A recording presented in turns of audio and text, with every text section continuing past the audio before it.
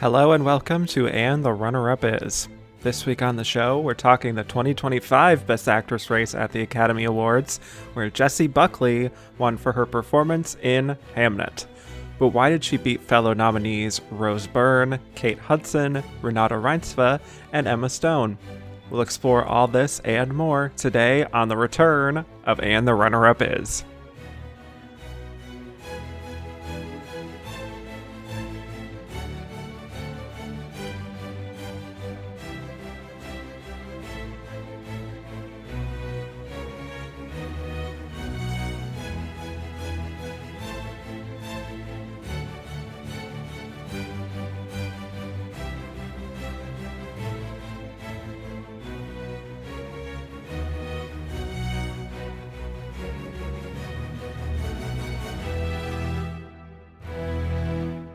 Hello, and welcome back to And the Runner-Up Is. I am your host, Kevin Jacobson, here to talk about the 98th year of Best Actress at the Oscars, which covered the films of 2025. We'll be discussing how Jessie Buckley won, why the losers lost, and who we think was the runner-up of this Best Actress race. And my guest today is the co-host of the Oscar Wild podcast and a writer at Awards Watch. You heard him on my other show, The World According to Glenn, as well. And a very fun episode, too, of this show on the Best Actress series where we talked 2009. So excited to have him on again to discuss this most recent year. Welcome back, Nick Ruhrkraut. Thank you for having me back, Kevin. I feel like I've almost covered the quadfecta of all of your shows that you have. So that's I feel like that's a great feat to have accomplished. I think so. Yes. You're one of the best. So very excited Thank for you. this. But yeah, before we talk 2025, let's talk Best Actress as a category. So on your first episode, you gave me two answers for your favorite Best Actress win of all time. You said Natalie Portman in Black Swan, as well as Judy Holliday in Born Yesterday, which I love that answer. I don't know if anything's changed recently for you that would bump up anyone else, but I mean, there are so many close answers. I don't know. yeah, Do you feel like yours changes? no. It's Okay, always great. Elizabeth Taylor and Who's Afraid of Virginia Woolf, number one of all time. So Amazing. yeah, but for an alternate question for you, I am very curious to know what is your favorite Best Actress lineup of all time. I love this question. It makes me think of Letterboxd, hence the shirt maybe, of how they change their question for when they see or interview people multiple times. So Mm, this is also a great question. mm-hmm. I think I have to go with 1950. And I feel Of like that's course. a year, yes. A lot of people talk about a lot. And this past summer, New Fest, the festival, a queer festival in New York, played a few of the films, the nominees for Best Actress, fittingly. So it's just an incredible year. We have a lot of everything. We have double nominees from All About Eve, and again, my winner. Mm. No surprise there, but I think all of the nominees are lovely. I agree. Even Eleanor Parker in Caged, I think, is a great, like, she would have been a winner in another year. So Hmm. yeah, it's a phenomenal lineup, 10 out of 10. It's the easy answer that a lot of people say, but it's also the right answer, you know? There Yeah. are maybe a few more that come close, and honestly, I think this year might be not too far behind. Wow. So I'm excited to chat about That is how very you high feel about praise. all these. Yeah, I love it. Well, yeah, yeah. Yeah. Well, for my other question, you said that your most heartbreaking loss in this category was Barbara Stanwyck in Stella Dallas. Such a great pick. Love that Hmm. answer. Any other notable heartbreaking losses in the time since you last recorded? Um, I mean, I will say like snubs. I am kind of veering your question a little bit. I'll because it relates today is Toni Collette from Hereditary. I think Yeah. that um losses, I mean, maybe last year I would, Mm. but Hmm. not necessarily the runner up. I would have voted for Fernando Torres. Yeah. And I think the previous year would have been Sandra Hüller for Anatomy of a Fall. So we have some great ones over the years, and Hmm. not everyone's gonna win that we love, but throughout time it's uh negligible, I will Mm. say. We've had some great winners. Yes. So you would say that to open it up, your most heartbreaking snub is Toni Collette in Hereditary of all time? Yeah. Again, we can talk about things from this year and how Mm. discourse has changed over the years. I guess Yeah. maybe we won't this year, but Amy Madigan winning, obviously, in supporting actress, I think is a big tell for how the Academy's mindset is changing. And I think part of it started with Toni Collette and the path that she paved by not being nominated. And it's just an incredible performance. It's akin to some of what the actresses are giving us this year that we'll talk about. Hmm. There are monologues. It's just the way she controls her body. And I had never seen this side to her.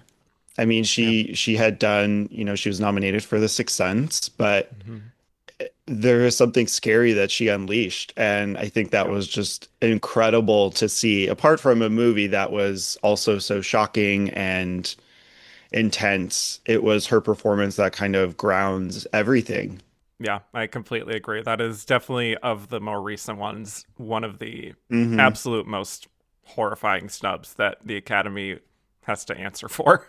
Well, on that note, let's talk about this year at the Oscars, the 98th Academy Awards. The nominees for Best Actress were Jessie Buckley in Hamnet, Rose Byrne in If I Had Legs, I'd Kick You, Kate Hudson in Song Song Blue, Renate Reinsve in Sentimental Value, and Emma Stone in Bugonia, with the winner being Jessie Buckley. So before we break down these performances individually, I mean, you already kind of indicated that you love this lineup. So do you want to have any, Hmm. or do you have any overall thoughts just on the lineup we got? Some of my thoughts will be answered in Yeah, the questions that you I'm sure. got. I think it's a great lineup overall. Again, not everything is going to be for everyone, but I think we've gotten to see some incredible performances from these actresses that we've either adored for a long time or have waited to show up getting their Oscar, or just ones that I think as the years go on, as we see the 100th plus Oscars, some of them will also win Yeah. Best Actress. And yeah, I think that's what's exciting about this category in particular, and why we love it so much is just seeing something different, knowing that we'll get more from these actresses in the future. Yeah, that's a really good point. I really like this lineup a lot. I wouldn't call it like an all timer per se, but it feels like it is some of the best work of most of these actresses' careers, perhaps, Hmm. and just a lot of range being shown in these performances. We Yeah. have a biopic, we have a historical drama, we have this great psychological film, we have a kind of dark comedic thriller, and then we also have this, Norwegian family drama. So it's a solid selection. Maybe in terms of the race itself, it is definitely on the duller side compared to Best Actress this decade so far. Yeah. Because Hmm. like it was pretty much sewn up before the Oscars who would win this. Um, Right. but I'm excited that Renata was nominated after being unjustly snubbed for the worst person in the world. I love that Rose Byrne got in for such a challenging film, and that she even got this role in the first place, this opportunity. Jessie Hmm. Buckley, kind of seemed primed, I think, for this kind of nomination and win, but I was so happy for her that she got this too. I mean, Kate Hudson, that's one that kind of came out of nowhere for me in the last few months of the year. But definitely, fulfilling a certain demographic, a different kind of taste in acting compared to some of the others here. And Emma, continuing her Yorgos success rate and getting yet another nomination and kind of shaping up to be like a perennial nominee at this point. So it is a Yeah. compelling group. I do wish we got a few others here in the lineup among like the 6 to 10 contenders, perhaps, which we'll maybe discuss later. But yeah, Hmm. I would just kind of sum it up in saying like this was a pretty suspense free Best Actress race this year, but we do still have a lot to talk about with these individual performances. So, yeah. Stress free is probably nice and a breath Yeah, of fresh air for you. very. To have Literally covered. every year this decade has been such a nail biter, and I'm so stressed no matter what happens. So, Yeah. yeah, this was And nice. I think the collection, it's like a good dramedy. It's like you Yeah, have those really intense performances, but you also have Song Sung Blue and something right. that is also dramatic, but Yep. also fun. And there's a mix of everything. It, Yeah. yeah, yeah. I think we'll explain why as we go through each of them. Well, let's get right started here, starting with Rose Byrne in If I Had Legs, I'd Kick You. So, Rose gets her first Oscar nomination here. To introduce her, she was born in Balmain, New South Wales, in Australia. She made her film debut in 1994 with the movie Dallas Doll when she was 15. She then starred on various Australian TV shows. She had her first leading role in a film in 2000 with The Goddess of 1967, for which she won the Volpe Cup for Best Actress. She briefly appeared in Star Wars Attack of the Clones and started her Hollywood career in the early 2000s, including movies like Troy, Wicker Park, Sunshine, and 28 Weeks Later. And then she really raised her profile when she starred opposite Glenn Close on Damages, which she was on for all 5 seasons and earned 2 Emmy nominations. And from there, she made a conscious effort to star in a series of comedies, such as Get Him to the Greek, Bridesmaids, Neighbors, and Spy, kind of gaining a reputation as a great comedic actress. She also dabbled in horror with Insidious and also a little bit of the superhero world with X-Men Apocalypse, so really kind of building up a diverse career. On television, she played Gloria Steinem in the miniseries Mrs. America. She starred on Physical, and she reunited with Seth Rogen to star on Platonic, which is an ongoing series. So, yeah, suffice it to say, hardworking actress, versatile actress, doing both lead and supporting roles, which brings us to If I Had Legs, I'd Kick You. So this is an indie drama. I suppose you could sort of stretch it and say black comedy drama if you wanted to. Hmm. Written and directed by Mary Bronstein, who wanted Rose for the lead role because of her versatility and her ability to be funny, but also deeply committed as a serious actress as well. And she wanted someone who would make the audience feel comfortable, considering the high intensity of the film. And Rose was very attracted to the script, feeling like it's something that doesn't come around very often.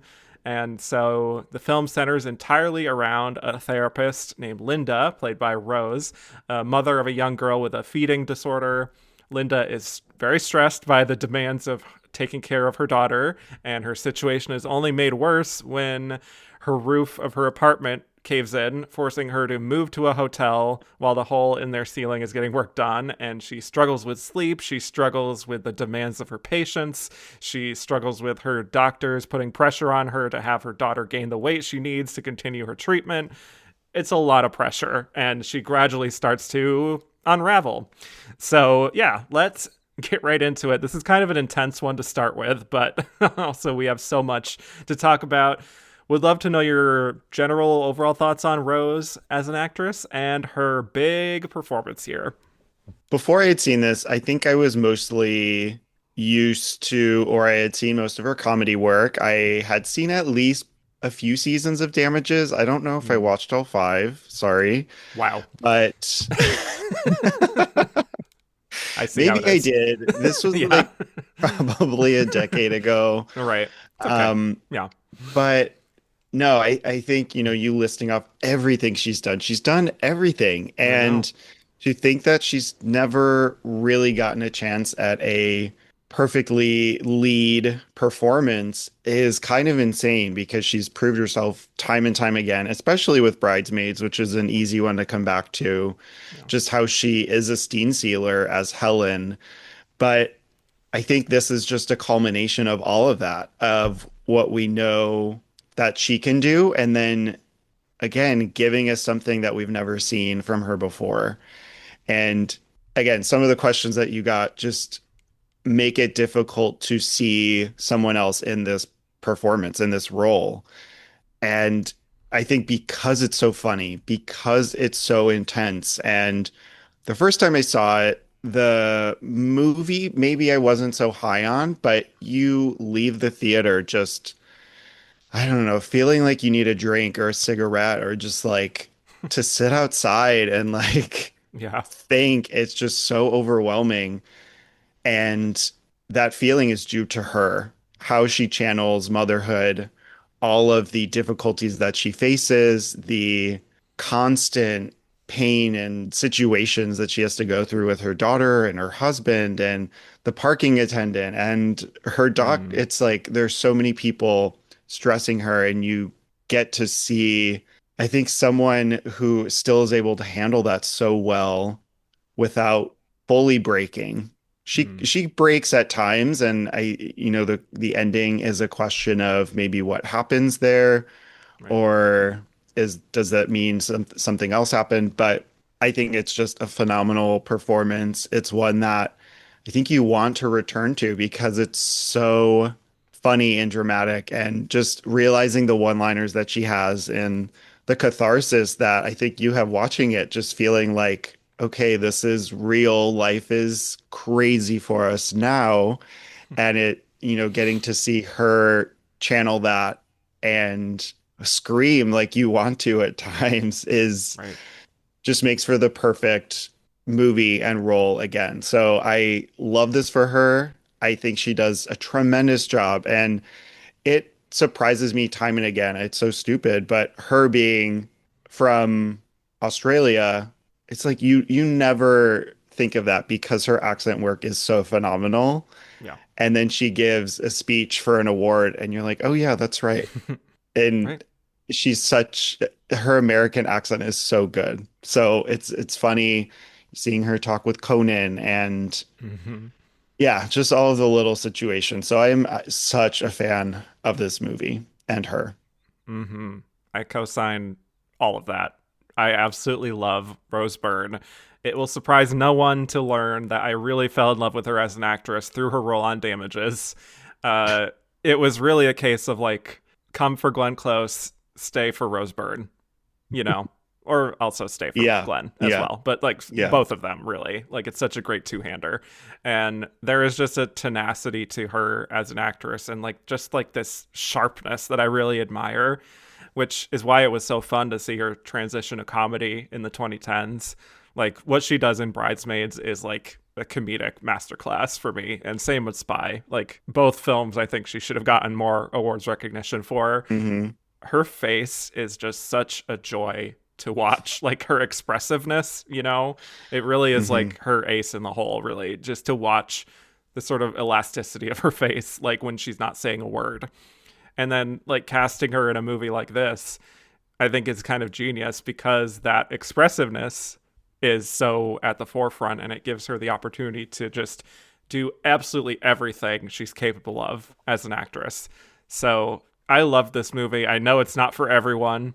It's a lot to take in, but really any film about like a woman unraveling, a mother unraveling, as long as it's like well written and told with care, I'm probably going to Yeah. love it. Oh And yeah. this was no exception for me. There is just an honesty, I think, in her performance and in the writing and how it's exploring anxiety and depression and obviously the difficulties of motherhood that really struck a nerve. It feels a little bit like what Maggie Gyllenhaal was kind of trying to explore with The Lost Daughter. Obviously, very Hmm. different stories, but the idea of like someone who doesn't always feel fit to be a mother in a way and kind of feels like they're drowning trying to make it work, and just tackling some very uncomfortable topics that feel kind of taboo when it comes to how motherhood is usually explored on film, like getting to some really dark places and having a very unflinching approach. And so I think, and this is not to discredit Rose's work at all, but the film really like puts you in the mind of Linda to such an extent that it does become almost uncomfortable, just like the visual techniques and like extreme close-ups on her face. And Yeah. I think it's all in service to her performance, which is just, yeah, it's extraordinary, like everything you said. Hmm. I mean, and the fact that she can channel the wide angle shots and the extreme close-ups Mm-hmm. equally as well is a testament to her.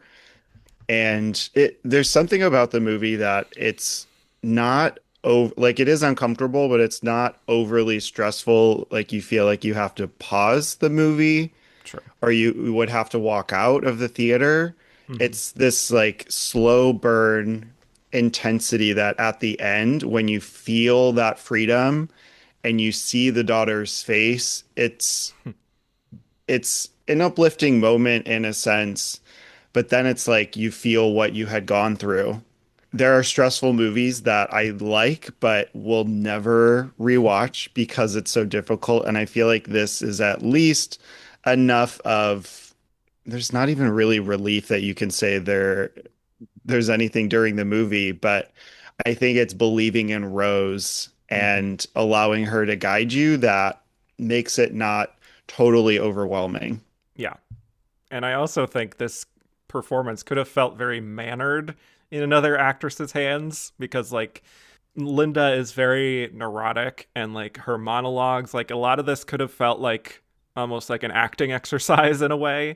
But I think because, like Mary Bronstein has said, the audience feels comfortable with Rose, I feel like you're totally on her side and there for her journey, and like so many of her reactions feel raw and in the moment, and also kind of darkly funny at the right times, which I think is Hmm. why it isn't too uncomfortable, like you said. Just her kind of like baffled reactions whenever like another shitty thing has happened to her. Like that's so great. And her kind of like stunned into silence moments, or her just even like trying her best to stay awake and alert. Yeah. Like Oh, there's yeah. something oddly relatable, I think, in what she's doing. Like just the honesty of her emotions and her gradually cracking. Like it kind of feels like how we would feel in her situation or in similar situations we might have faced, but feel like we can't really always show it. Just like how panicked and like anxiety riddled we are because of everything in the world. Like Right. it's very much like a tell it like it is kind of like cathartic performance, I think, and that's what makes it so riveting because of that for me. Oh, yeah. I mean, it's her flipping off the parking attendant, leaving. Yeah, it's her constantly falling asleep, like waking up in the meeting with Yeah. the doctor and the mothers, and her just being like, "Are you for real? Like, why are you crying about this?" And her walking out or getting wine drunk at Yeah. home and being so overwhelmed by her daughter's feeding and trying to, get away from that. Or there's so many, um, just the constant nagging, I think, Right. from all angles. Yeah. I mean, and that's the performance.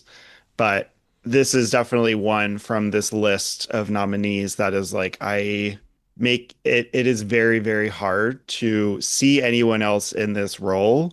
And had it been, I feel like there's a world where we get through the award season, like, oh, articles come out about how she went method and had to Oh my live god. this way and Yeah. like all of the different techniques. And I feel like we didn't get any of that with Rose Byrne. It's just Mm. it's flawless and you get all of that on screen and none of it really needs to be explained because of how much you get to see her do. Yeah. And I'm sure she did a lot to prepare for this. But, it's interesting how actresses don't always have to share that information compared to actors to prove how good they are. Just saying, you know. But no, You're she not has so wrong. many. Yeah, she has so many great little micro moments to show how she's continuing to crack, and also, like you're saying, so specific to Rose and her comedic timing. Like when she's like bantering back and forth on the phone with her super at her building and like complaining how like it's been more than 2 months since she's been Yeah. displaced and the hole looks bigger, and like after he hangs up she like curses him in Spanish with this kind of like gritted teeth phrasing that is so funny. Like that is like only Rose could do something like that. Uh, yeah. It's incredible. It's perfect. Yeah, as hard as it is to watch this movie, it's like, of course I'd rewatch it. And you did rewatch it. I saw And your I log. did. So And yeah. yeah, and I feel like I liked it more the second time. Oh, So I'm sure I'll like it even more the next time I watch it. yeah. I think a really good scene for her, though, is when she is with one of her patients, Caroline, this young mother who's feeling conflicted thoughts about, and having like postpartum depression. And Linda's trying to help her by saying, like, these feelings you're experiencing are dark and scary, but you kind of got to keep going. You need to be busy. You need to not sit in the fear and the doubt and the scariness. And obviously, it's becoming apparent that she's explaining this to Caroline as much as it is for her. And I think Rose just does such a remarkable job of showing that in her eyes and in the way she's kind of leaning over with kind of intention, as if she's kind of trying to communicate non-verbally with this fellow mother, like, girl, I've been through this. Like, this is how I survive. You know what I mean? Yeah. Yeah, we're introduced to Linda at a certain point, and I think once we see her as a therapist, there is a little bit of shock there, realizing what her job is and seeing what she's going through at the same time. Obviously, everything that Mary Bronson wrote fits together really well, and you realize that with Caroline, this patient, and there's a moment when the hole in the ceiling looks like a tube, and we start to hallucinate a little bit there or see these visions of her past and when they were inserting the tube into the daughter. So I feel like the writing is such an important quality to have something like this work also.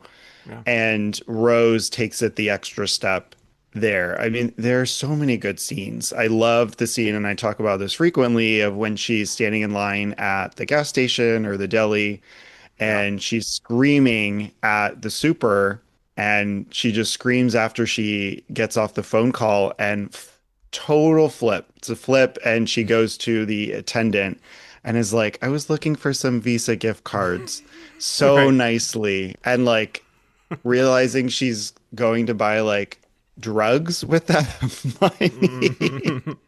Yeah. Like what? And then the hamster scene where the hamster gets loose in the car and it bites her, and then they get in this car accident. But as mad as she is at her daughter and the situation and the hamster getting loose, when she yells at the guy who hits her, she's like, what are you doing? You could have hurt my daughter and me. Like, she turns into this really confident mother. Not turns into, but I mean, there's no anger to any other part of the situation. And then the comedic moment of the hamster getting run over. So it's like, I don't know. There are probably 10 other scenes where you could do, her being wine drunk, and the line of her going to the apartment and saying, here are pics of hole, forgot to send earlier. Like, what? Again, I think only Rose. Yeah. Yeah, I adore that scene that you mentioned of her in line, just like screaming like, oh, this is your tenant for unit 2, the one with the giant fucking hole in the ceiling. Just like that 0 to 60, and how she escalates is like, okay, there's no more time for like niceties anymore. She just needs to get back to some level of normalcy. It's phenomenal. Also, the group therapy session too, that scene that she has with like the parents with children who have special needs. I think that's another knockout for her, where she kind of snaps at them in like the sort of coddling way that the doctor talks to these mothers, and is insisting like, it's not your fault, and like sort of using this clinical, almost like corporate therapy speak language to help them. Yeah. And she's just like, it is our fault. Like, it isn't fair, but it is. That's how I see it. That's it. That's the whole thing. It's our fault. And it's almost like she's kind of resolved or like resigned to the idea that like this whole system doesn't really help people. She feels like even she's failed Caroline, perhaps, her patient, and she's not getting much help from Conan. I don't know what else to call him, the therapist, or really anyone in her life. So like the reality for her is that her problems are just like, maybe they are just my fault, and that's just the shitty reality of it all. It's quite uncomfortable, and it's almost like she just kind of wants someone to tell her the truth for once, that like, or even for someone to tell her that she isn't a natural mother, because like that's just how she's feeling. That must be her truth, and she's kind of sick of everyone pretending otherwise. So that's Yeah. why I think the writing of this film is so sharp and perceptive. And Yeah, I agree. I think I mean, we could talk about this movie alone for I know. hours because there's so many layers of motherhood and seeing that and how she portrays that and Yeah. how not only everything is related, but how she's able to confront it and process it and deal with it, act on it. And Right. at no point she give up or run off or feel sorry for herself. You know, she's always doing it. And I think Right. that's the intensity and some of the other motherly performances that we had this year. They're difficult in that sense because they're so relentless, but that's a reality for many women and mothers. And you absolutely have this sense of, you know, having this sensitivity and Hmm. feeling for them in this moment as you're realizing that these are very real situations that she's growing through. You know, it's very heightened, but there's nothing that you could say, oh, this could never happen. And that's another, I think, positive quality to how Rose handles her character in the writing and the situations that she's in. Yeah. It is very honest. And a few other scenes I just want to mention before we move on is just her scene with, I'm just going to keep saying Conan. Her scene with Conan in his office, where she reveals to him like that she had an abortion in college, and the brutal truth of it is that like she sometimes wonders if she got rid of the wrong kid, which is like wow. Yeah. And Yeah. she speculates that like this kid would have been in college by now, and maybe she would have gotten over this part of her life being a mother and having to constantly worry about them. And, he's kind of giving her the silent treatment because she's been crossing some boundaries over the course of the film, and this situation's not working out for him. I think he's kind of becoming exhausted with her and how she doesn't always respect the boundaries, and she gets kind of belligerent with him and is like asking him over and over if he has a kid. It's just really messy and raw, and she's just spent when he rejects her. But I mean, like the way she opens up in that scene, it's just like this total, like naked honesty from her. Like she knows what she's saying sounds Hmm. awful, but she also just doesn't have like the mental or like the emotional space to hold any of that in anymore. She just has to say it to someone, even if he's Yeah. uncomfortable by all this. I love that Yeah. scene for her. And her just being like, tell me what to do. I want to Yeah. know what I should do. And that's, I think, a lot of time how you can feel in therapy. Hmm. And there almost feels like no other outlet or path forward for her. And it seems very reasonable of her to ask that, to, bear it all to him, which is also difficult because he's a coworker, Hmm. but he's also your therapist. The lines get crossed so often with them, and Yeah. her kind of doing the same thing, like you were in my dream, and I was we were hitting on each other to an extent, and then her patient is like, yes, I had this dream unrelated, and then we kissed. And she's like, great, okay. And like Yeah. dismisses him, but then she does the same thing to Conan. And Right. you see Yeah. the parallels in that. But the therapy sessions are very intense. Yes, I agree. Those are great scenes. Yeah. And then just with the climax, just the ending of the film, I think she's extraordinary just in how she gets up to the point of feeling so much stress that she ultimately just removes the feeding tube from her daughter's stomach. And her expression as she does it, it's sort of like, this just needs to be done. I am pulling the plug, in a manner of speaking. Either she gets better after I do this or she doesn't, but like, we need to make progress somehow. I just feel Yeah. like I'm constantly like in this state of like a purgatory in a sense. And the daughter ends up being okay, thankfully. But then we get the climax of her husband having returned, her husband played by Christian Slater, which is fun. And like he's had some guys plug the hole in the ceiling. And then when they go to the motel for him and to see their daughter, he realizes she left her alone there unattended. Thankfully, Jamie was there when she was crying to take care of her, but like her husband gets irate with her, realizing what she's Mm-hmm. done, and now she's forced out the feeding tube, and she has kind of a panic attack and is running out into this nearby beach and just like hurling herself into these waves. Like it's really, really intense. And I Mm-hmm. do credit Mary Bronstein's direction here too for really just immersing us in like the awful sort of spiral that Linda is feeling at this moment. It's just really wrenching. And as she's lying there on the beach, she assures her daughter that she'll be better. And that's kind of where we leave it. Mm-hmm. It literally kind of takes her breath away what she does in this ending. Yeah. And people interpret this ending differently. I saw Mm. some threads on Yeah. like she's dead and this is all a dream, or she dies in the end. And whatever it all means, it is a really fitting ending. I my favorite maybe moment in the film is her running at the waves just full on and like Yeah. having to feel something like that because she's so numb. Hmm. Because no matter what she does, it feels like she always fails. But here comes the husband Right.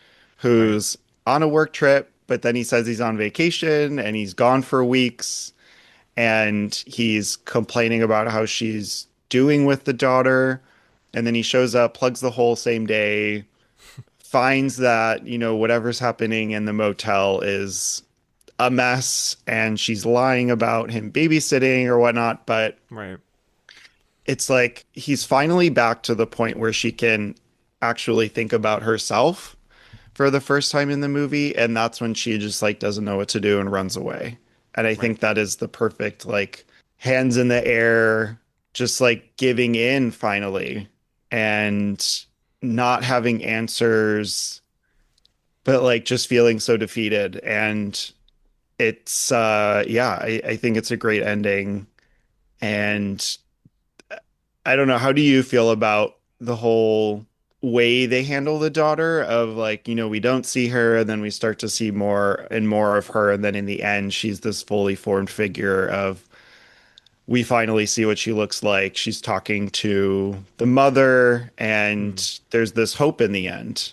Yeah. I think it's obviously a very deliberate choice, and it's one that is very noticeable that Hmm. we're not seeing her at all. We're just hearing her.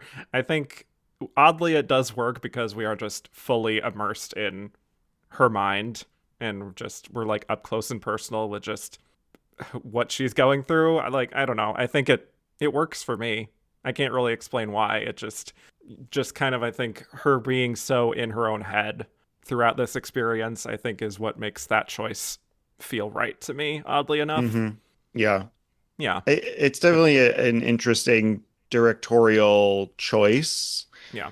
that she does that, but I think it makes the audience think about the daughter in a specific way or a different way than if we had seen her the whole movie.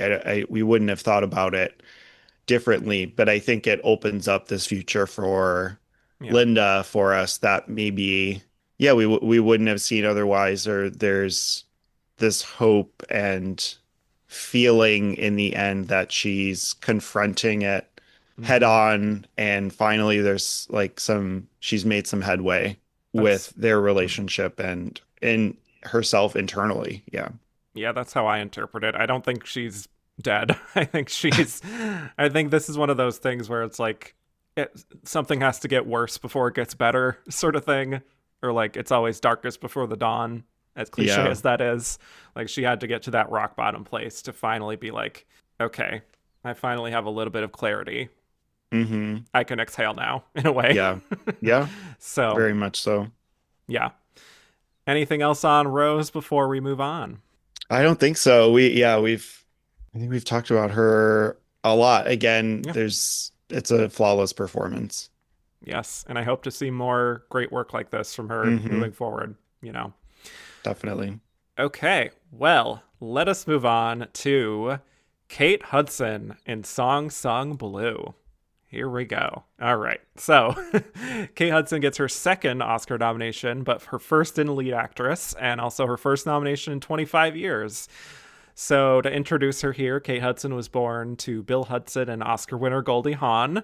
So, she is, in fact, a Nepo baby, and Kurt Russell is her stepfather. And she followed in her parents' footsteps, making her film debut in the film Desert Blue. But of course, her breakthrough came with Almost Famous in 2000, playing Penny Lane, which earned her a Golden Globe and an Oscar nomination for Best Supporting Actress.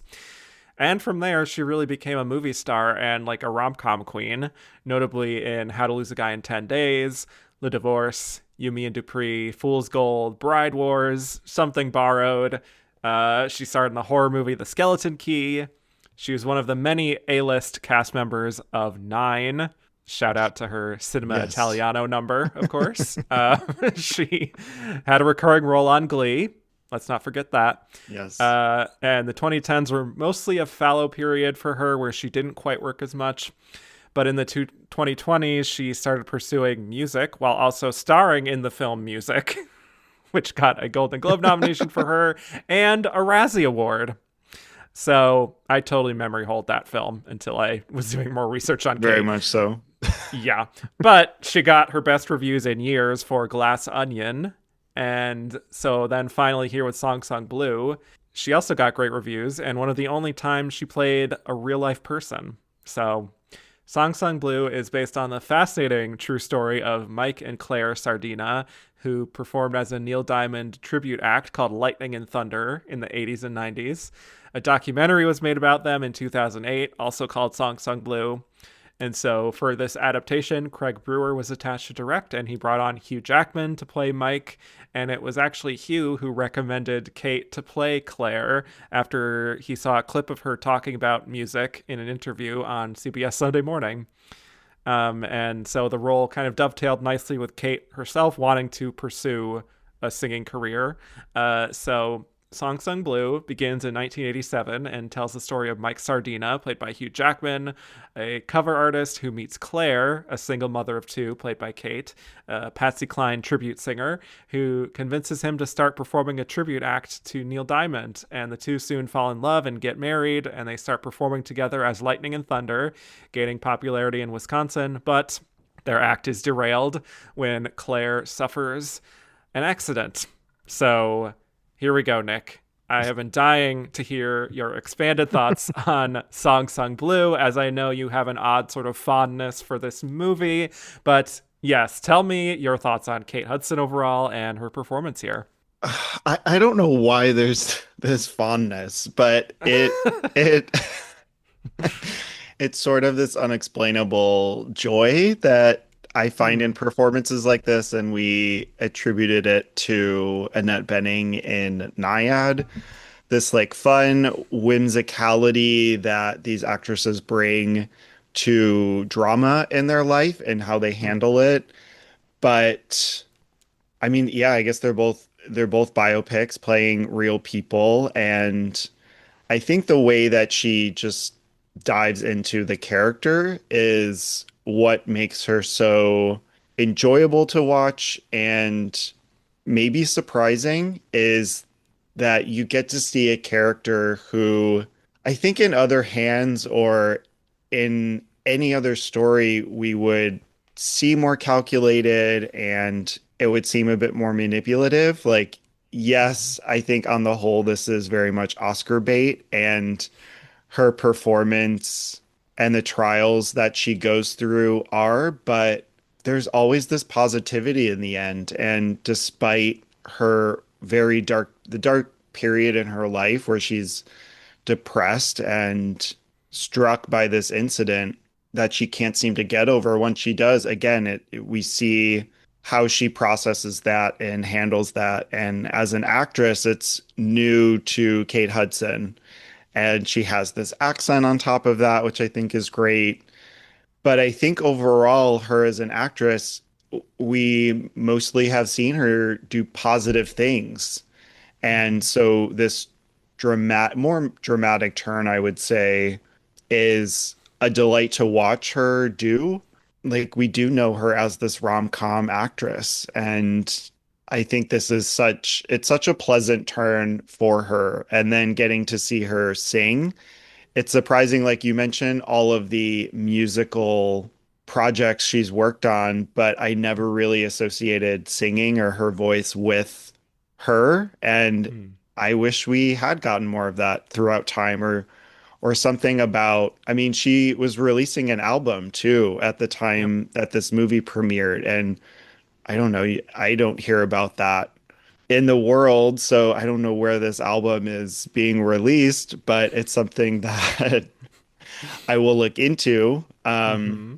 But her voice, her work in this movie are incredible.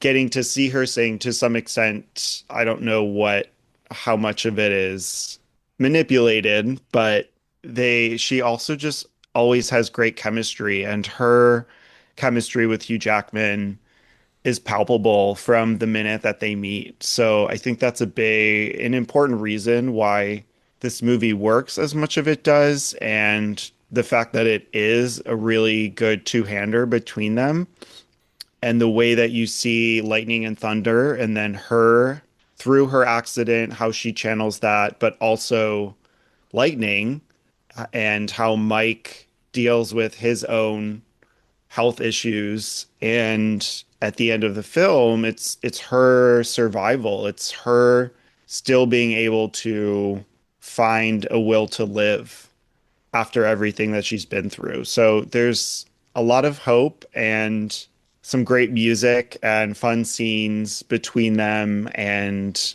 instances that make you think like, what is happening? But I think if you're focusing on her, it's a less crazy or confusing movie than it is overall. Well said. Yes, I agree.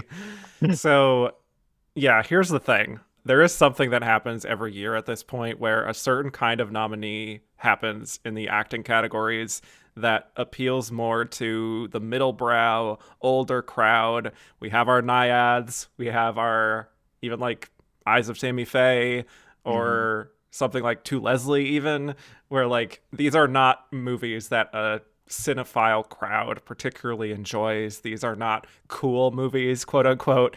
These are not innovative movies. These are movies that do have a certain kind of obviousness going on in their story beats and a sort of formulaic quality that just makes them a little less exciting.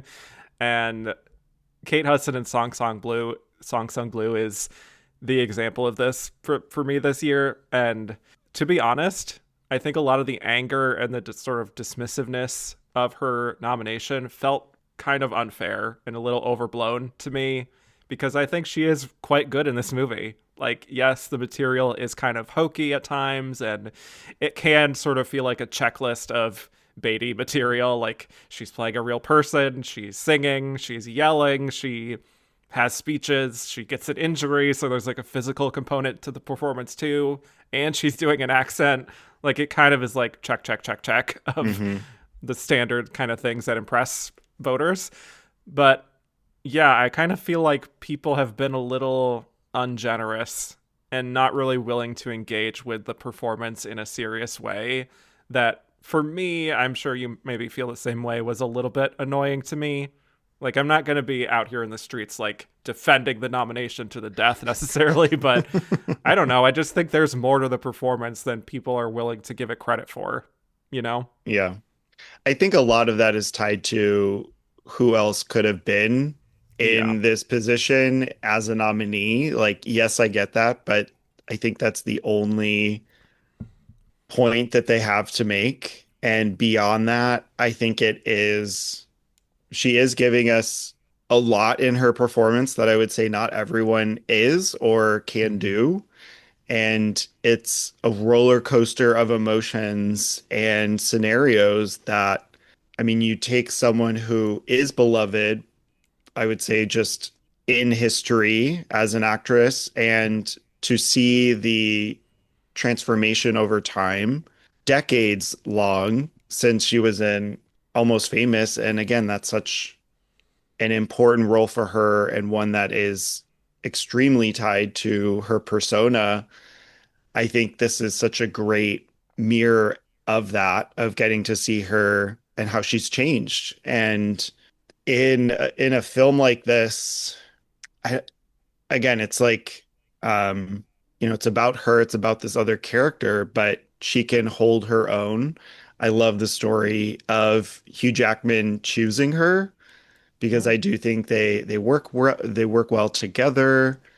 And yeah, I mean it works for a certain population, but I think the dismissiveness behind her, I think there's a part of maybe prognosticators and people who cover the Oscars that are just so quick to dismiss it that they don't look at it Yeah. fully.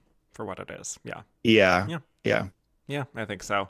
I think she brings a lot of charm and life to this role and makes it feel less sort of trite than you could accuse it of being. Like, I think she has a spunky sort of Midwestern sensibility kind of down pat, honestly, which I do find impressive considering she's like a California girl through and through.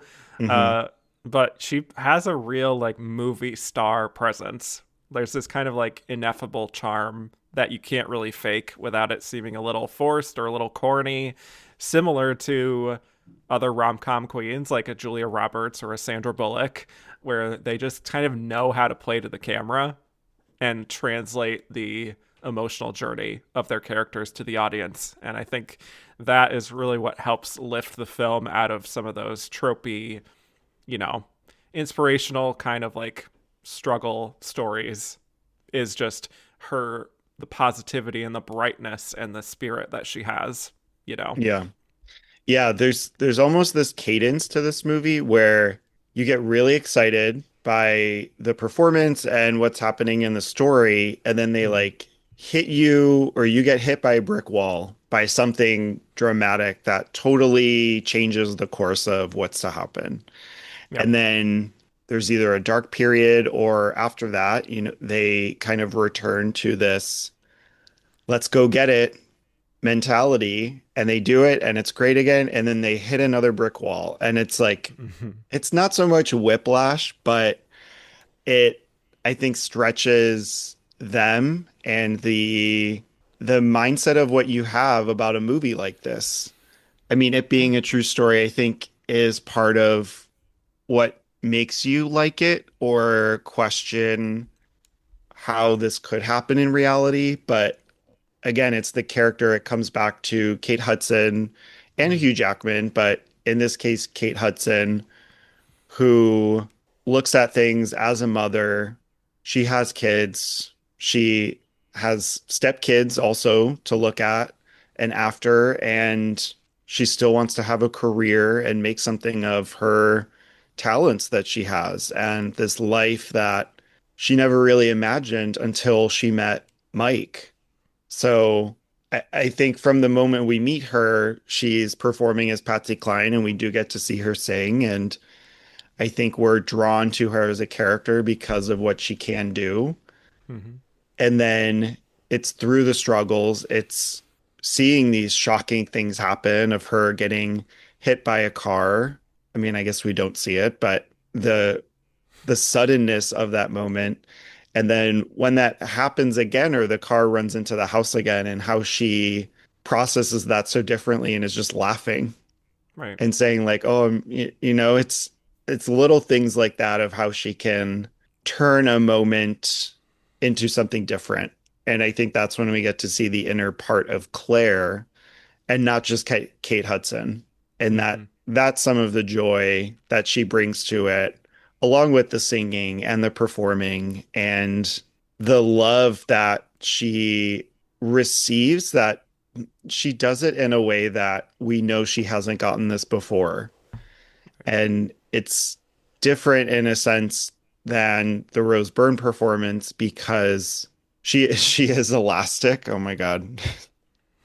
I'm not elastic, another great line. But she's elastic to a point that, it propels her forward in a sense and doesn't hold her back. Once she gets through that mental block and goes to therapy and works through her trauma and is able to do that as a family, we see the brightness return again. And I think that's the realness, the that is inspiring for audiences and obviously Academy voters too.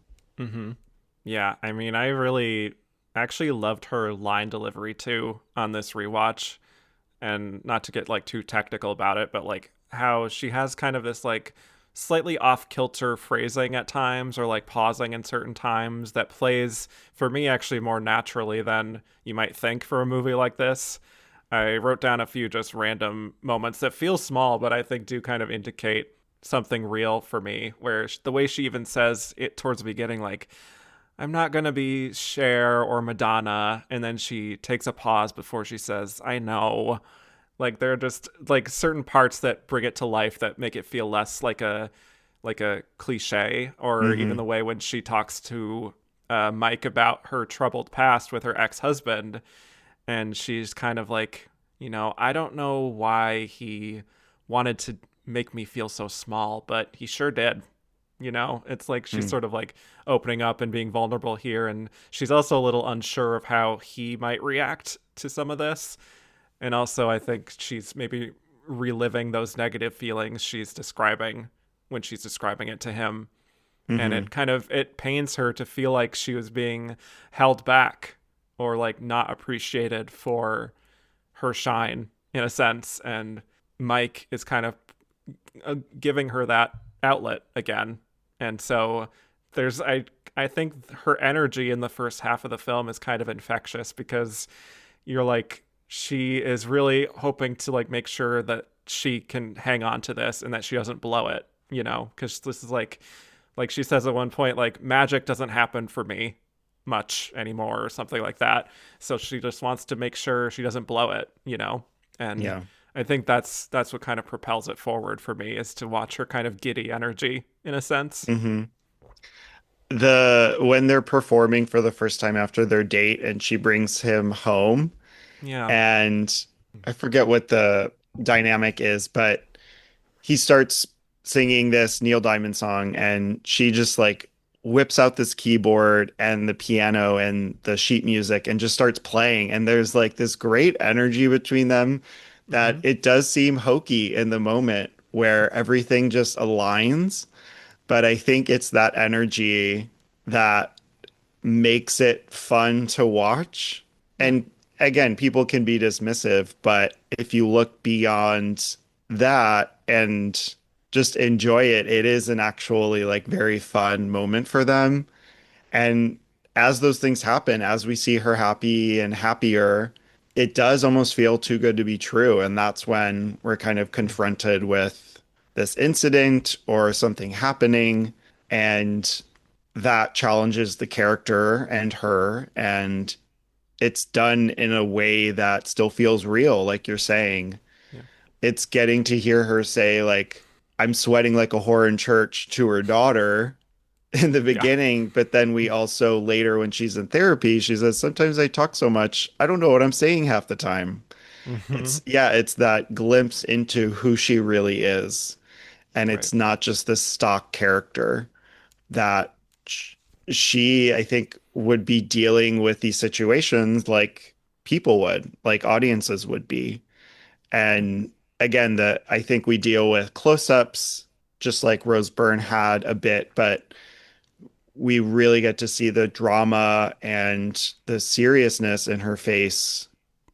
Whereas I think that's just different than what we know Kate Hudson to be and do, at least Right. recently, even though I really loved her in Glass Onion.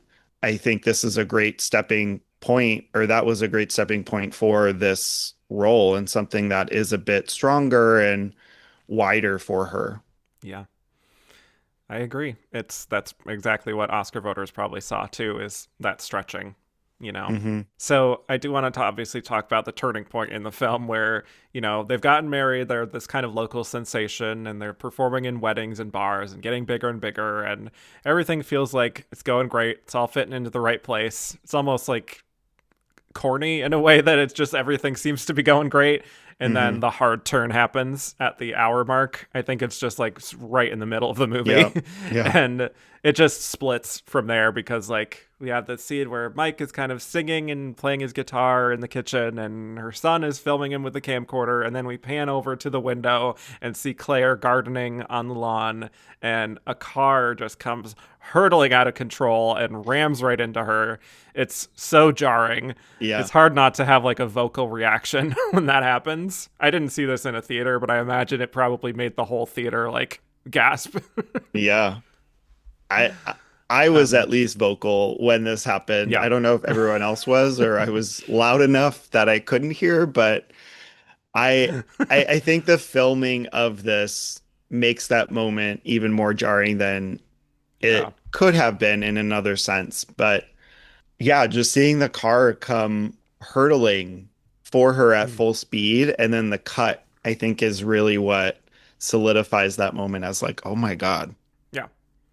And then it kind of becomes a little more melodramatic, I would say, from here, even though it's based on real events, obviously. So it's not like we're making things up, but the tone just kind of completely shifts. And like some of the choices with the score and the writing start to feel for me a little bit more into like a slightly more cliche territory and a little bit more like telling than showing at times, but she does still find a lot of great moments of brilliance even within that. Like when she's telling the nurse at the hospital about like kind of how good her life was going up to that point, and she kind of pauses and says like, I was so close.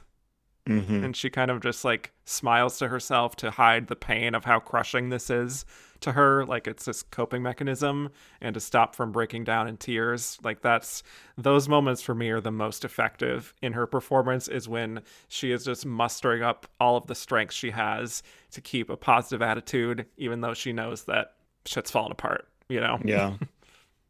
Yeah, and I think when that doesn't happen, it does feel a bit cliche and corny of when she's at home and it's like she's picking fights with Mike because she's so in the dumps, like nothing is getting better for her. Like she says later, like this their schedule just fell apart. They're not performing, he's not performing. He's trying to keep a job, and so is her daughter. And life just sucks for her. And she doesn't know how to deal with this. She's not going to PT or therapy. Mm. She's stuck in this mental hole. And to see that is really difficult. I think at the same time, yes, it feels so melodramatic. Like, do we need that beat of seeing them fight at home when this had never happened before? Like they're a lovely couple, and now she's like, Right. "Oh, you're hitting on all these women, you're kissing them like Elvis, but Elvis isn't your thing. You're Neil Diamond. He didn't do any Yeah. of this." You And selfish son of a bitch. All that stuff. Yeah.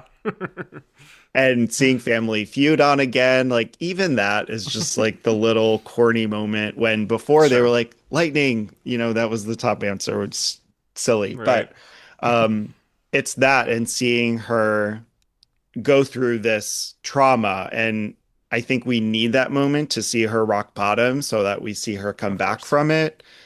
But yeah, that can be another difficulty, but I think that's within the film, that more typical continuation, I think, to her story and to this, that we needed to see how she handles that and how that changes for her, and we get back to this future that she was envisioning for them. So that's when she goes to an actual facility, a rehab facility, and I love the scene when she's there and we Yeah. kind of come into her literally out of focus. She comes into focus and she's sharing her story with Mm-hmm. the group therapy session. And I think that catharsis, that letting go is what allows her to come home actually happy again. And even Mike is weary that she's picking a fight with him, like trying to ask all these questions, but it turns into this really emotional moment for both of them that I think from there we feel this uplifting possibility, and that's when they Yeah. can get back to where they were as a couple and as a performing duo also. Yeah, that group therapy scene is definitely her showcase. Hmm. Just that extreme close up and the way she verbalizes how she gets so tongue tied with her thoughts. And, that's where the singing helped, is that like she could put some of all those different feelings into the music and then the spinning would stop. And, that's where we see a tiny bit of overlap with If I Had Legs, I'd Kick You, I suppose, in a sense. But yeah, she's just kind of upset at herself, really, that the accident made her stop singing in a way, that she let that stop her. So Yeah. that's what does make it an inspirational tale in the end. I did just actually want to say one other line, though, that is very specific because you're here. There is Great. this line that reminded me so much of Naiad, where she's telling her family, kind of like raving in her poor mental state. She's hallucinated and she's out on the lawn, and she says, "You want me to stop. You all want me to shut up and die. But I'm here. I'm up here, and you're not going to stop the show." which which reminded me of a very similar monologue that Annette Bening has in Naiad, where I actually had to check to see this again because it's almost word for word. She says, "I know the world wants me to shut my mouth and sit down and wait to die." Like, there's a surprising overlap there. See, it was something mental that I didn't It was a realize was subconscious so thing. literal. Yes, Yeah. exactly. Oh my God. Mm-hmm. That's incredible. And we Yeah. can't forget that scene of Yeah. when she crawls out of bed Mm-hmm. into the spotlight and she's singing, and Sweet that dreams. that Yes. yes, sweet dreams of mine. Is that what that Sweet dreams of you. Yeah. of you? Close enough. Yes. And the hallucination and realization that she's in her front lawn, like Yeah. that's obviously the moment of like, we need to get you help. But I think that it just, looking at it in a way that we realize for her that like, this is this is obviously not what she wanted for her own self, and it's a reality that she has to face, and she finally is at this point, I think, able to. Mm-hmm. And it's so hard for ever, like, seeing her kids cry is difficult, Yeah.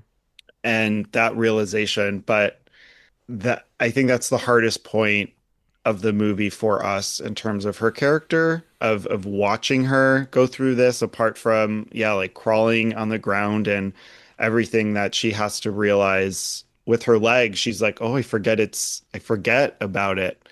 And later in the film, she says, like, oh, sometimes I forget, but then I take a step and Mm. it comes back. But I think that shows how she's able to process that loss and just keep channeling it in her positive way. Yeah. So by the time we get to the end, we're kind of fast forwarding here, but they are on the way to meet Neil Diamond because they're out performing again, and they're doing an act at the same time that Neil is in town, just to kind of, have some counter programming in terms of like, if you couldn't get tickets to Neil, you could come see us, that sort of thing. And they go over to meet. And sadly, Mike has hit his head earlier that day and he dies in the limo. And it's kind of brutal. And I also think it's kind of a little clumsily directed, to be honest. The kind of drastic tone shifts we have here, it's a little herky-jerky. But anyway, it leads to her getting that nice moment at singing at his funeral, singing "I've Been This Way Before." And actually, to make another comparison, felt quite similar to A Star Is Born in the 2018 version, Yeah. where, singing in tribute to her husband at the very end and just belting it out. Her voice sounds great. I do really like the rasp in her tone, in her delivery. Mm-hmm. So it has character, I guess. It doesn't sound like as polished as it could have been, which is probably more of a directorial choice too, but she brings a lot of character in her voice. Well, and I think that was important for people to find this in her, and like what we're talking about with voters and why she was nominated. And Mm-hmm. that just shows a real side to Kate Hudson, apart from the actress, or apart from Claire, who she's portraying. And yeah, it's just, I think leading up to the performance and knowing again that something bad is probably going to happen, and Mike not getting help, which seems crazy, but through all of that, again, she's processing this loss through her song. And that's really her, how we see her time and again able to process things. And that's her working through this for herself and her family. And it's I think the only ending we could have had for something like this. In that, and in while she's singing and we get close-ups of her, we realize that this is as much her survival story as it is about Mike and them as a duo documenting their journey together as Yeah. performers. So I Right. think that's also why, we see this arc of her character throughout the film, and we end on Mike later on a video, but this is such a huge moment. I think it's so memorable, and why voters are like, oh yeah, they really resonated, or this really resonated with them and Yeah. me, And you. why I like Yes. this movie. Right. Yeah. So I think people were a little too harsh about this performance, specifically, like you said, because of who she beat out. But as a performance kind of taken on its own merits, I think it is really good work and much more difficult than it seems to keep the various tones of the film together and make her kind of still a consistent character. But yeah, I think she does. She is far and away the MVP of the film for me. hmm All due respect to Hugh Jackman, who's good, but Kate He outshines him, I would say. Yeah, I agree. I think it was surprising how much I liked him also, but to me, it's hard to say it's her movie, but I think she does shine a little bit more. It becomes her And movie. Yeah. yeah, yeah, exactly. Yeah. And I will say, just like with campaigning and hearing about Hugh and Kate like performing in bars together, I think that is something that definitely worked in their favor. And I was able to see them perform a couple songs with Claire, the real Hmm. Claire Stengel, and Oh. hearing them sing Sweet Caroline truly was like the epitome of, I don't know, Oscar season of, it was just like such a cool thing to see happen I and love to that. realize like, wow, she can sing. Like they can all Mm-hmm. sing. He's been on Yeah. Broadway, but it was it was incredible. So it kind of caps off my love for this movie in a very specific way, but I will say the singing is very it's indebted to her. Like she can very much sing. So I hope we honestly get to see her do that more and I guess go buy her album and listen to Yeah. it. Buy her album on iTunes. Anyway, on that note, I think it's time to move on to our next nominee, Renate Reinsve in Sentimental Value. So this is Renate Reinsve's first Oscar nomination. I did talk to your Oscar Wilde co-host Sophia about her performance in The Worst Person in the World in a recent episode of A Woman Robbed, where I formally introduced Renate and her background. But just to introduce her again, now that we're on the main show here, Renate was born in Solbergelva Buskerud in Norway, and she eventually became a theater actress. And she made her film debut with a small role in Oslo, August 31st, directed by Joachim Trier, and playing a character named Renate. And she continued in Norwegian film and television and was mostly an obscure actress to audiences outside of Norway until she had her big breakthrough in 2021 with The Worst Person in the World, reuniting with Joachim Trier. That performance really put her on the map as a leading lady star, and she got a BAFTA nomination for it. The film also got Oscar nominations for International Feature and for Screenplay, but Renate missed out in Actress. But from there, the offers came flooding in, and she starred in 4 films and a miniseries in 2024, including Handling the Undead, Another End, Armand, and A Different Man, plus Presumed Innocent on TV. So she is making her Hollywood crossover here, but then here she is reuniting with Joachim Trier again for his latest film, Sentimental Value. So Joachim wrote the script with his writing partner Eskil Vogt and wrote the lead role with Renate in mind, so it was tailored specifically to her strengths. And despite her feeling that this character and the film would be a challenge for her, she welcomed it. And so Sentimental Value is a Norwegian family drama that centers on Nora Borg, played by Renate, an actress who often has stage fright and is struggling with depression. After the death of her mother, her father Gustav, played by Stellan Skarsgård, re-enters her life. Gustav is a renowned director who would often be away from his family as she was growing up, and she witnessed various fights between her parents, and she struggles with the trauma of that. And after he brings her a script he's written and says he wants to direct her in a movie, she declines, prompting Gustav to bring it to an American actress, Rachel Kemp, played by Elle Fanning. Also in the mix is Nora's sister Agnes, played by Inga Ebsdotter Lilas, who is more sympathetic to their father, but bitter nonetheless about his various absences. And both sisters feel a little uneasy about their father trying to make up for lost time in this way, especially knowing that he based the script on their grandmother and wants to use their family house to shoot the film. So, yes, a big web here going on, but tell me your thoughts on Renate as an actress and your thoughts on her in Sentimental Value. I am a big fan of Renata. I mean, The Worst Person in the World is just, to me, it's a perfect film. It's my favorite performance of hers. It's my favorite film by Trier. And I think that is because it came out at a point that was similar to where I was in my life. I mean, similar ages, I would say that I am with her. So, but this is obviously a much more mature film and turn for Renata. So again, I think this is something that only she could do.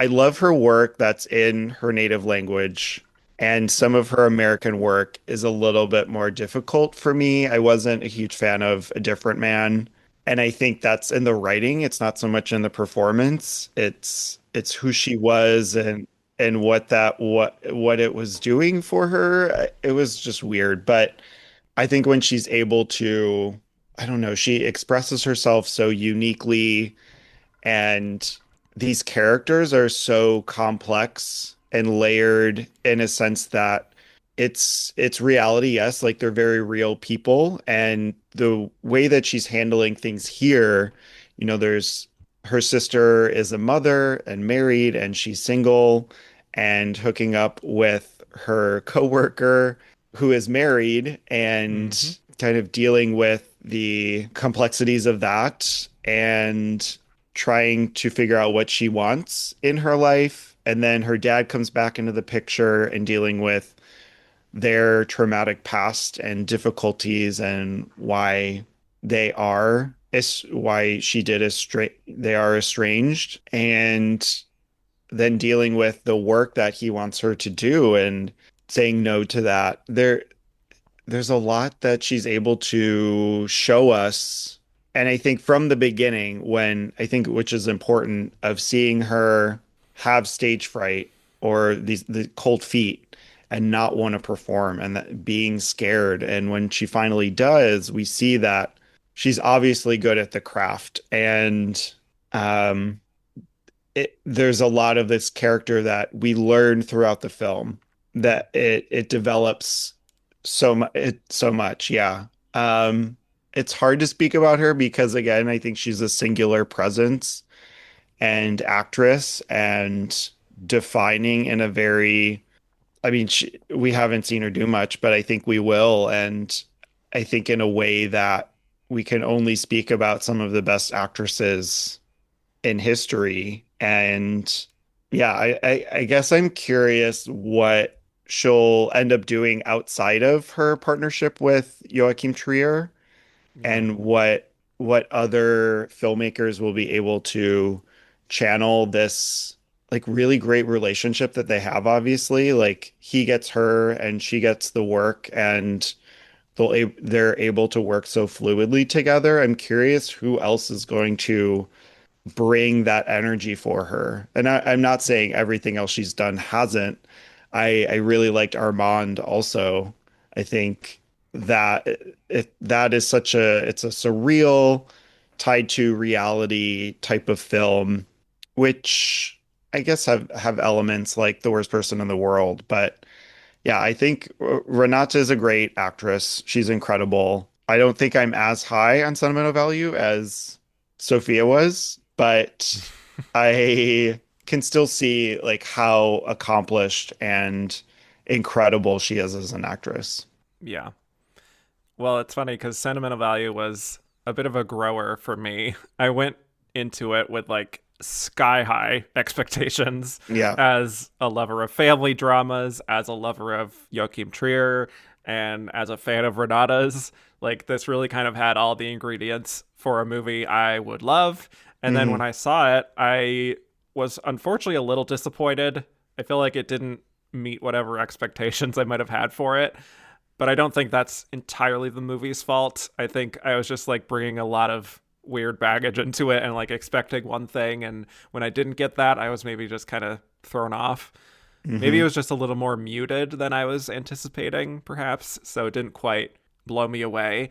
But then when I finally rewatched it again for this episode, I did find it start to unlock a little more for me. Like I found myself on its wavelength more and really just appreciating the writing and these characters and the very subtle complexities of their kind of dynamic. Hmm. Uh, so for me, what I responded to is like clearly Trier has a great deal of empathy for his characters and doesn't cast them as like two-dimensional heroes and villains.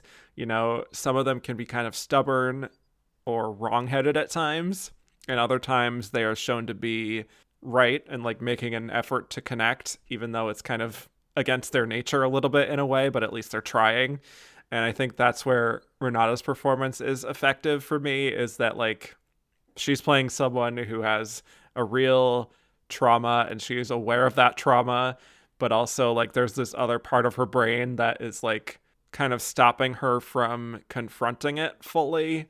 And it's just this very, very subtle push and pull within Nora. And I think it's kind of remarkable what she can do just with her eyes, like how she seems to communicate these multiple different emotions at once, like fear, obviously, or self loathing, even, or anger, or numbness, or all these different things. And she doesn't really rely on like easy tricks to make the audience feel those things. She just kind of has this kind of weird evocative presence that is sort of like you were perhaps kind of struggling to fully articulate exactly what it is that she has, but she has a little Hmm. bit of that X factor that draws you in somehow, Hmm. even if you can't quite put your finger on it, you know?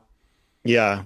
And I think with the other actresses we've talked about, that is easy to pinpoint. And yeah, you're right. Right. It's like it's there and we see it, but it's almost just like second nature for her.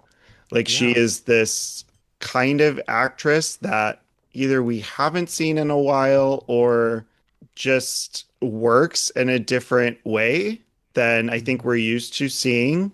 And I don't know why that is, but again, it's proof that she's good at what she does. I think one of the scenes in particular that shows us this is when she's in bed with Jacob, the Anders Danielson Lee character, Hmm. and they're talking about their relationship and what they are to each other and that he is married and she's laughing. She's happy that they have this and he kind of comes and goes as she needs him to, but Mhm. I mean also like how she kisses him behind the stage and like needs him to slap her at that first performance. It's like she's using him in such a way because I don't know if she's fully understanding of what she wants. And I think when her dad comes into the picture, that narrows her vision a little bit, or it exposes this reality to her of being like, okay, I think we need to figure out what's happening in our life. And that complicates things for her tremendously and makes her confront things that she has put off a lot. When he shows up at the house and she doesn't know he's coming, she's taken aback. And I love that Yeah. moment of her of that realization. And she's like, I don't want to do this. I don't want to be in your movie. I I can't do this with you. But I think it's she's forced to confront that throughout the movie, and that's done with her dad and other relationships in the film. And I think that's why the this movie as a movie about sisters is so important and family drama. And so you're saying your rewatch was a lot higher. Do you feel like this is typical of like other family dramas that maybe you were expecting this to be, or like do you feel like you see those elements in it better now, or you enjoy them better after rewatch? Well, I think it's just for me understanding what the story is going to be. I think I just weirdly like envisioned something entirely different in my head of what this would be. I don't know why that was, but when I didn't get that, it kind of like threw me off, like I said. But just taking it for its own terms and seeing how there has been this, not to be cliche, but this generational trauma of this family that has been passed down from the grandmother having gone through, experiences with Nazis, and just something about this house. There's something that was weighed down that is just like there's something inherited within this family that none of them really would directly confront, but they kind of need to do that in order for them to move forward and have healthy relationships. So I don't know. I think it just became more well defined, like what the intention was with the film. I think it also perhaps felt a little bit too all over the place in terms of like the different characters, and it felt like Renata would go in and out of the story at different times, and I was just like, I'm a little lost about where exactly I need to be oriented here. Hmm. But once I sort of appreciated it for what it's doing and appreciated it as an ensemble, first and foremost, I think that's what it made it all click a little more for me. I'm not Hmm. fully all the way there, but felt like I got it in that sense. Yeah. Um, but I think for me, the first scene though for her was impressive on the first go, and it is on the second go too, of that stage fright that you were mentioning, and the kind of like labored breathing, and there's like this pressure she's expressing of having to face something head on, which is something that Nora is clearly struggling to do, growing up in a family that is full of tension, and how she only ever saw her parents quarreling, like it was noise to her or whatever. And there's just something about that inability to really confront the true nature of things that really kind of defined her life.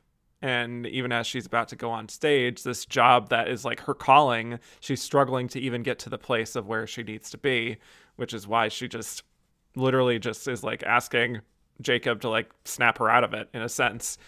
But yeah, I just think that whole opening scene, you're really feeling from her that this is a woman struggling with anxiety, depression, possibly both, just in the way she becomes so paralyzed with that faraway look in her eye. And because she's such a great, subtle, naturalistic kind of actress, it's not overemphasized either. So it feels real. And like you mentioned too, like the scene where like she gets a little bit of a pit in her stomach when she hears her father's voice in the other room at the wake for their Hmm. mother. And even when they greet each other, like it's so icy between them. Like they're still cordial to each other, but like there's this layer of tension and like a little bit of expectation in her eyes, maybe that like, oh, like how are you going to disappoint me this time? In a Yeah. way, like this kind of resigned look to say like, I know you haven't changed. I don't expect you to change, but also like, will you ever acknowledge any of this to me, to Hmm. us, you know? And also, I think just in their dynamic, it feels a little bit like slipping into that, like, that dynamic you have with your parents, maybe if you haven't seen them for a while, like you may have changed as a person away from them, but like when you're back home, you kind of maybe revert back a little bit to that same dynamic. Yeah. And so I think both of them play into that very naturally. They are fully believable as father and daughter.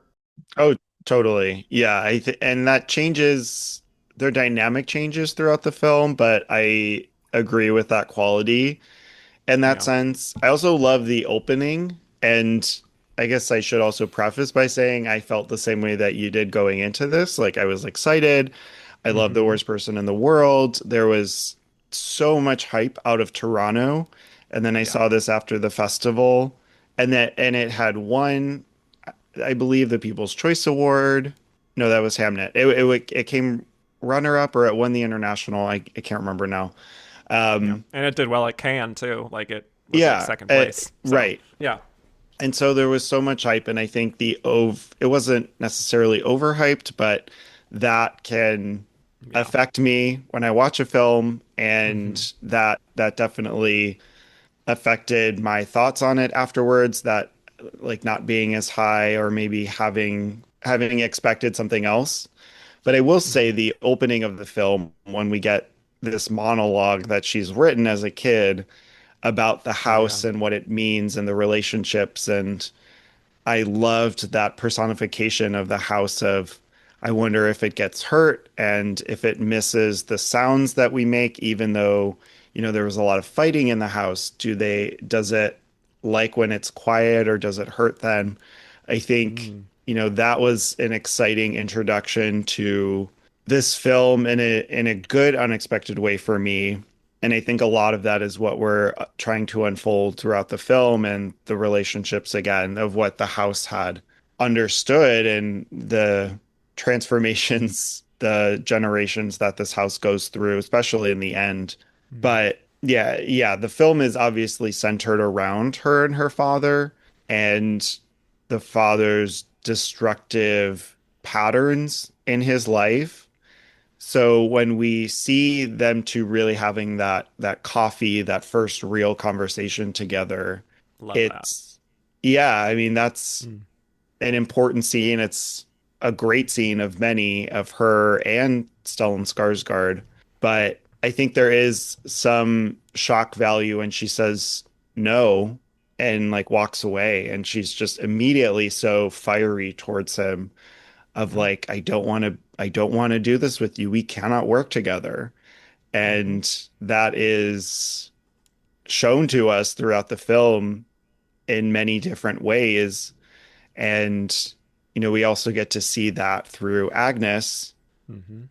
her character, and how she also has trouble with the father, even though, she has a very different way of life than Nora does. So there are a lot of great family dynamics that they are able to uncover and explain through the performances, but also the writing. I think it's another two-hander that makes or proves that another very real, it's another very real film, and one that I think audiences can relate to on some level throughout, if with difficult family dynamics and internal struggles too, and dealing with, yeah, the generational trauma that you mentioned of Hmm. her inner monologue, and how she channels that on stage and with her family at home. Right. I mean, I to continue talking about that scene at the restaurant, I think she modulates that scene so well because he's asking her to play the lead in his new film. She's the only person who can play it, so he says, and I love the way she kind of quizzes him about like her previous acting work just to sort of test whether or not he actually cares or if he's just kind of using her without any real consideration of like her talent. And like even when she's asking him like if he's seen her series or how he left at intermission when she was in a play, Hmm. he's kind of like making excuses about like, oh, I didn't like the scenery of the play, or like how there's no visuals on her series, and all these things that are like placing his artistic thoughts and life above an actual real human connection with his daughter. And she kind of looks at him like, man, this guy still doesn't get it, you know. Yeah. And she's really, like I said, just like in a flicker in her eye, or the way she stares at him, or like changes in expression, like she is maybe flattered on some level that he wants her to be his lead, and that he's actually giving her some attention, and by extension would want to spend time with her.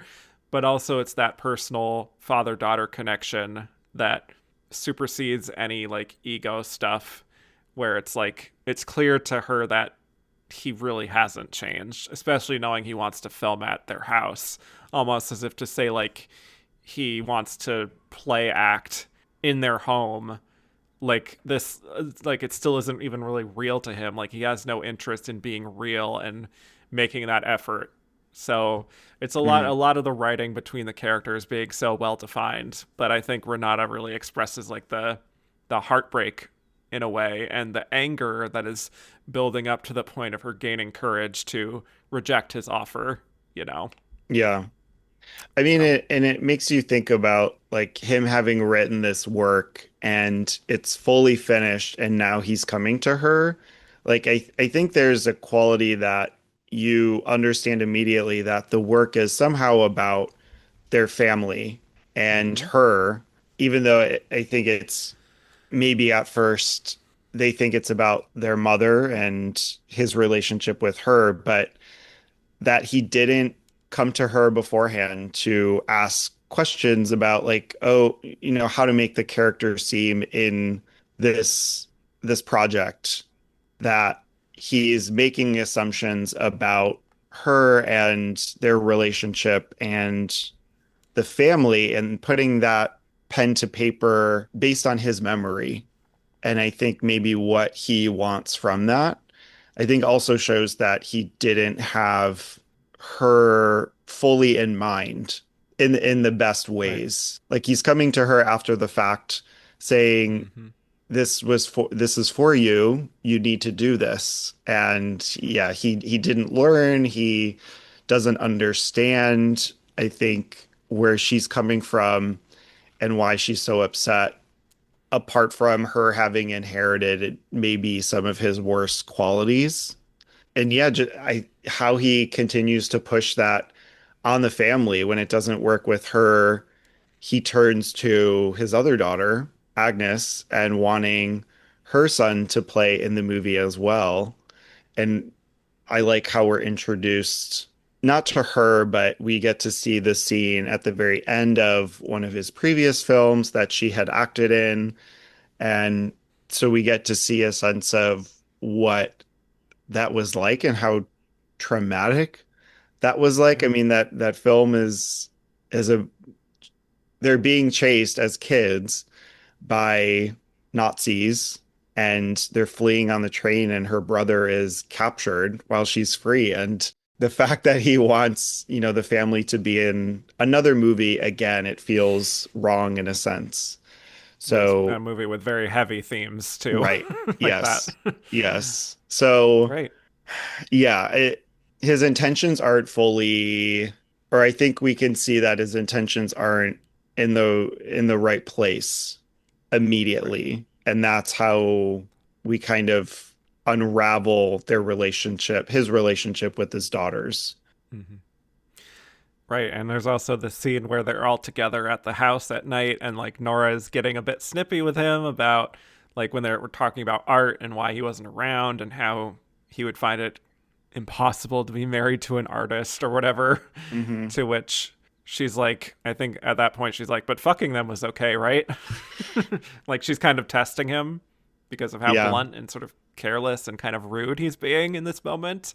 And when he prods her a little bit about not having children, it clearly stings a little bit, especially when he says like it's good for the art to have that kind of to have children. Hmm. And you can see it register on Renata's face there. It's like there it is. Like that's how he sees us still, Yeah. is like we're just inspiration for your art to like find something to channel.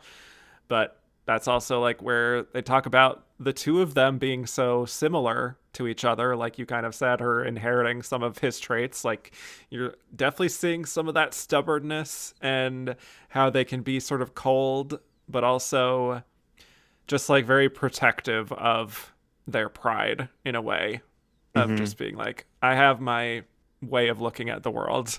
And they both butt heads a lot, but also like they share a little bit of that same energy. And if they could actually acknowledge that, maybe they could make progress, you know? Right.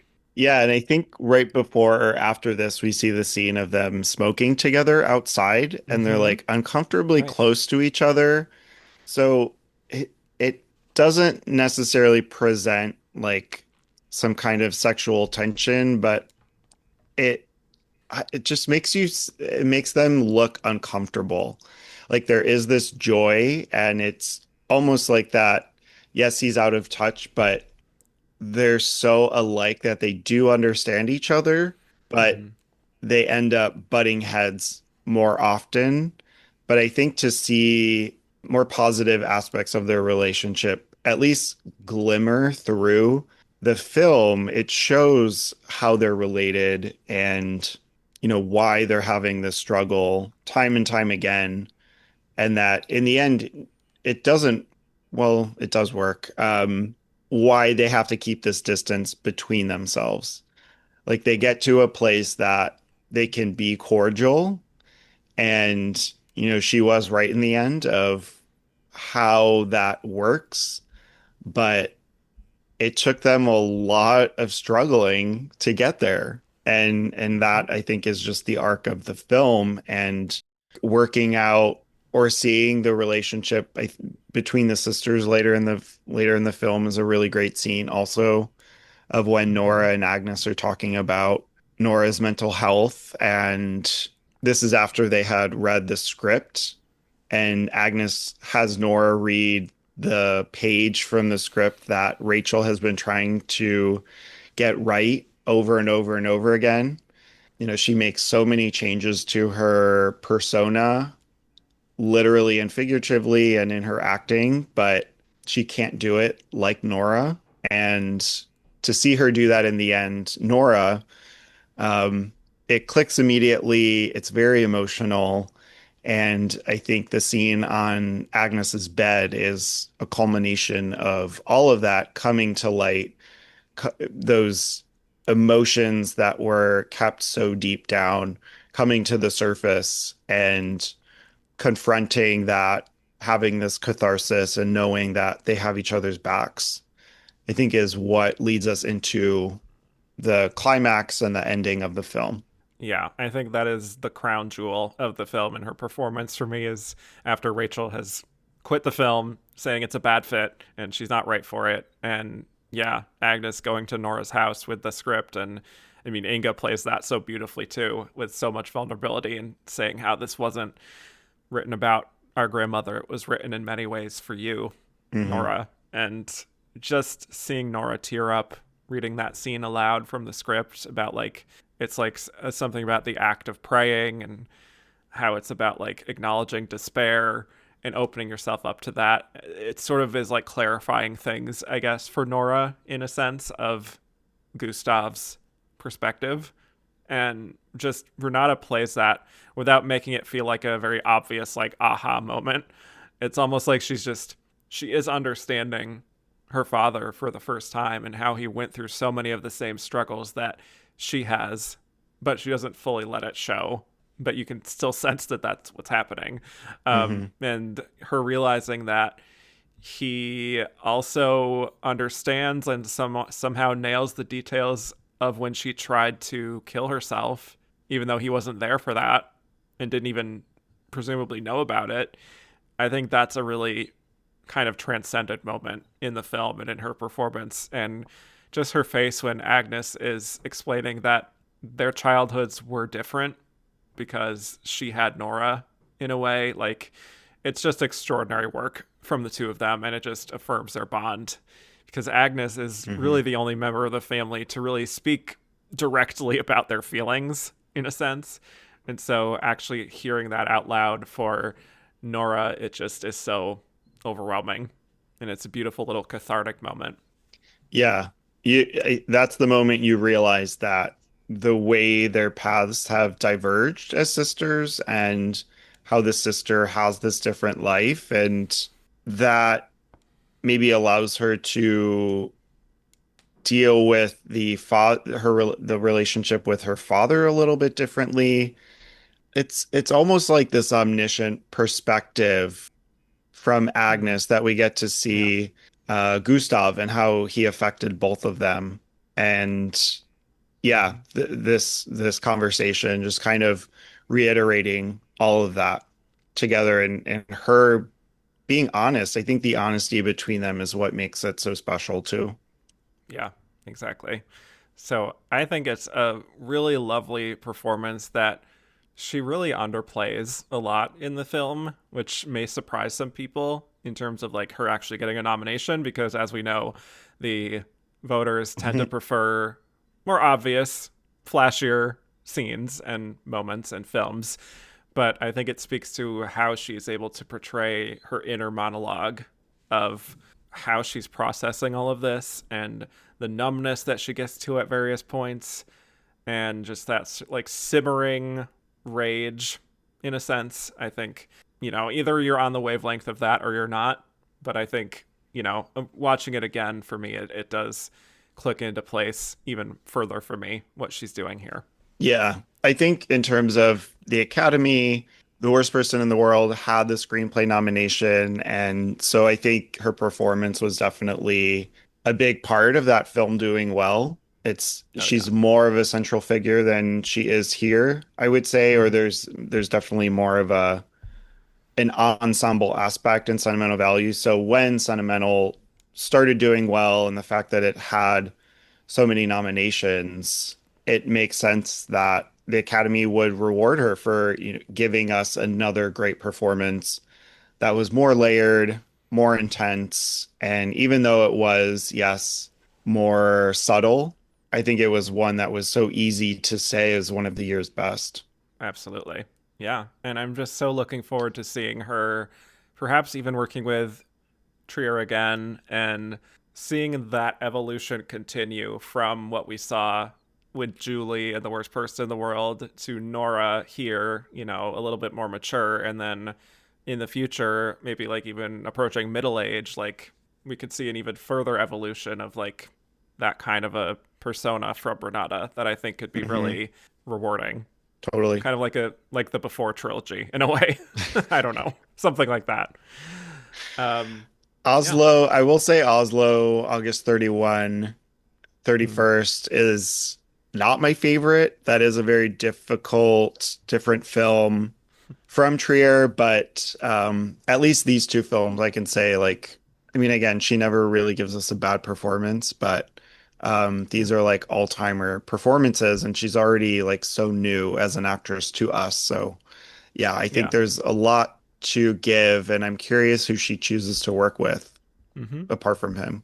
Yeah. Well, her future is bright, and I think I mean she has so many projects lined up after this that Yeah. it'll be interesting to see different flavors of Renata moving forward. Hmm. Okay. Well, let's move on to our final losing nominee, which is Emma Stone in Bugonia. So, Emma returns here with her fifth nomination for acting and her seventh overall because she was nominated for Best Picture for producing Poor Things in 2023 and Bugonia here in 2025. This did, in fact, make her the youngest woman in history to receive 7 Oscar nominations, surpassing Meryl Streep at the age of 37. So, pretty huge accomplishment. And I mean, speaking of actresses frequently working with directors, this is Emma Stone once again working with Yorgos Lanthimos, who directed her to an Oscar 2 years prior for Poor Things. In between Poor Things and Bugonia, she also made his film Kinds of Kindness, which is an anthology film. And the same year here, she made Eddington for Ari Aster, which was more of a supporting role. But with Bugonia, this is a remake of the South Korean film Save the Green Planet. Will Tracy, who wrote The Menu, wrote the script for this, and Yorgos Lanthimos got attached and brought along his muse, Emma Stone, to star. Worth noting here that Emma's role in the original South Korean film was a male character, so this was a switch for this remake. To get into a description, Bugonia is a dark comedy, thriller, sci-fi that follows a troubled young man named Teddy, played by Jesse Plemons, who lives with his autistic cousin Don, played by Aidan Delbus. Teddy is a conspiracy theorist who convinces his cousin to help him kidnap a high-powered CEO of a pharmaceutical company named Michelle, played by Emma. So they confine her to their basement, and it's revealed that Teddy has done this because he's convinced, based on his research, that she is an alien and she is going to destroy the planet Earth. So the film is largely about her trying to convince him she's not an alien, and we learn how their paths crossed in the past when his mother took on one of her company's drug trials that resulted in her slipping into a coma. So Teddy blames Michelle for this and thinks she and her fellow Andromedons, as he calls them, are slowly poisoning the planet. So once again, another hard turn from what we just talked about. Nick, I am so curious about your take on Bugonia. I saw your very negative review on Letterboxd, so we could get into that. But what are your thoughts on Miss Emma Stone and this performance? Oh dear. I knew I couldn't get away with a very mid approach at explaining my feelings for this film. I I think the acting is fine. Again, another fun question coming later on Yes. about Emma Stone, but I think on at least a fast forwarded rewatch of this movie, I'm really not a fan of this movie. I realized how much Jesse Plemons is like the Mm. leading actor Yeah. in every sense of this film. And Emma, I feel like Emma Stone is doing what Emma knows. And it's not so much that it's subtle, but it's not so much that it's like this big performance. And I Hmm. think her and Yorgos have done so much together that we've seen kind of the boundaries of what she can bring to his direction, his writing. I know this wasn't his writing here, but she's playing an alien, but she's not doing a whole lot apart from like the I think her cadence, her verbiage, and how she speaks to them is very specific, and that is really impressive. But um, I think the Emma Stone that people love, we've seen her do more previously. Like in Poor Things, there's obviously a greater transformation in that character that we get to see more of. But here, I think it's continuing the relationship with Yorgos, having her head shaved, which by this point in the movie, she still hasn't done much. And then she's captured and being kidnapped the rest of the film and trying to get out of that. And she's both trying to convince them that she is an alien, and the audience is trying to figure that out at the same time. So I think in maybe how she plays this character who is an alien playing a person, sure, like that can be impressive or maybe more complex when you're thinking about her performance, but I don't think it's played in a way that you can see those subtleties Mm. that maybe we have in other senses. But yeah, I think the movie is difficult. There are a lot of questions. I think there are a lot of holes in the screenplay that don't work for me, especially on rewatch.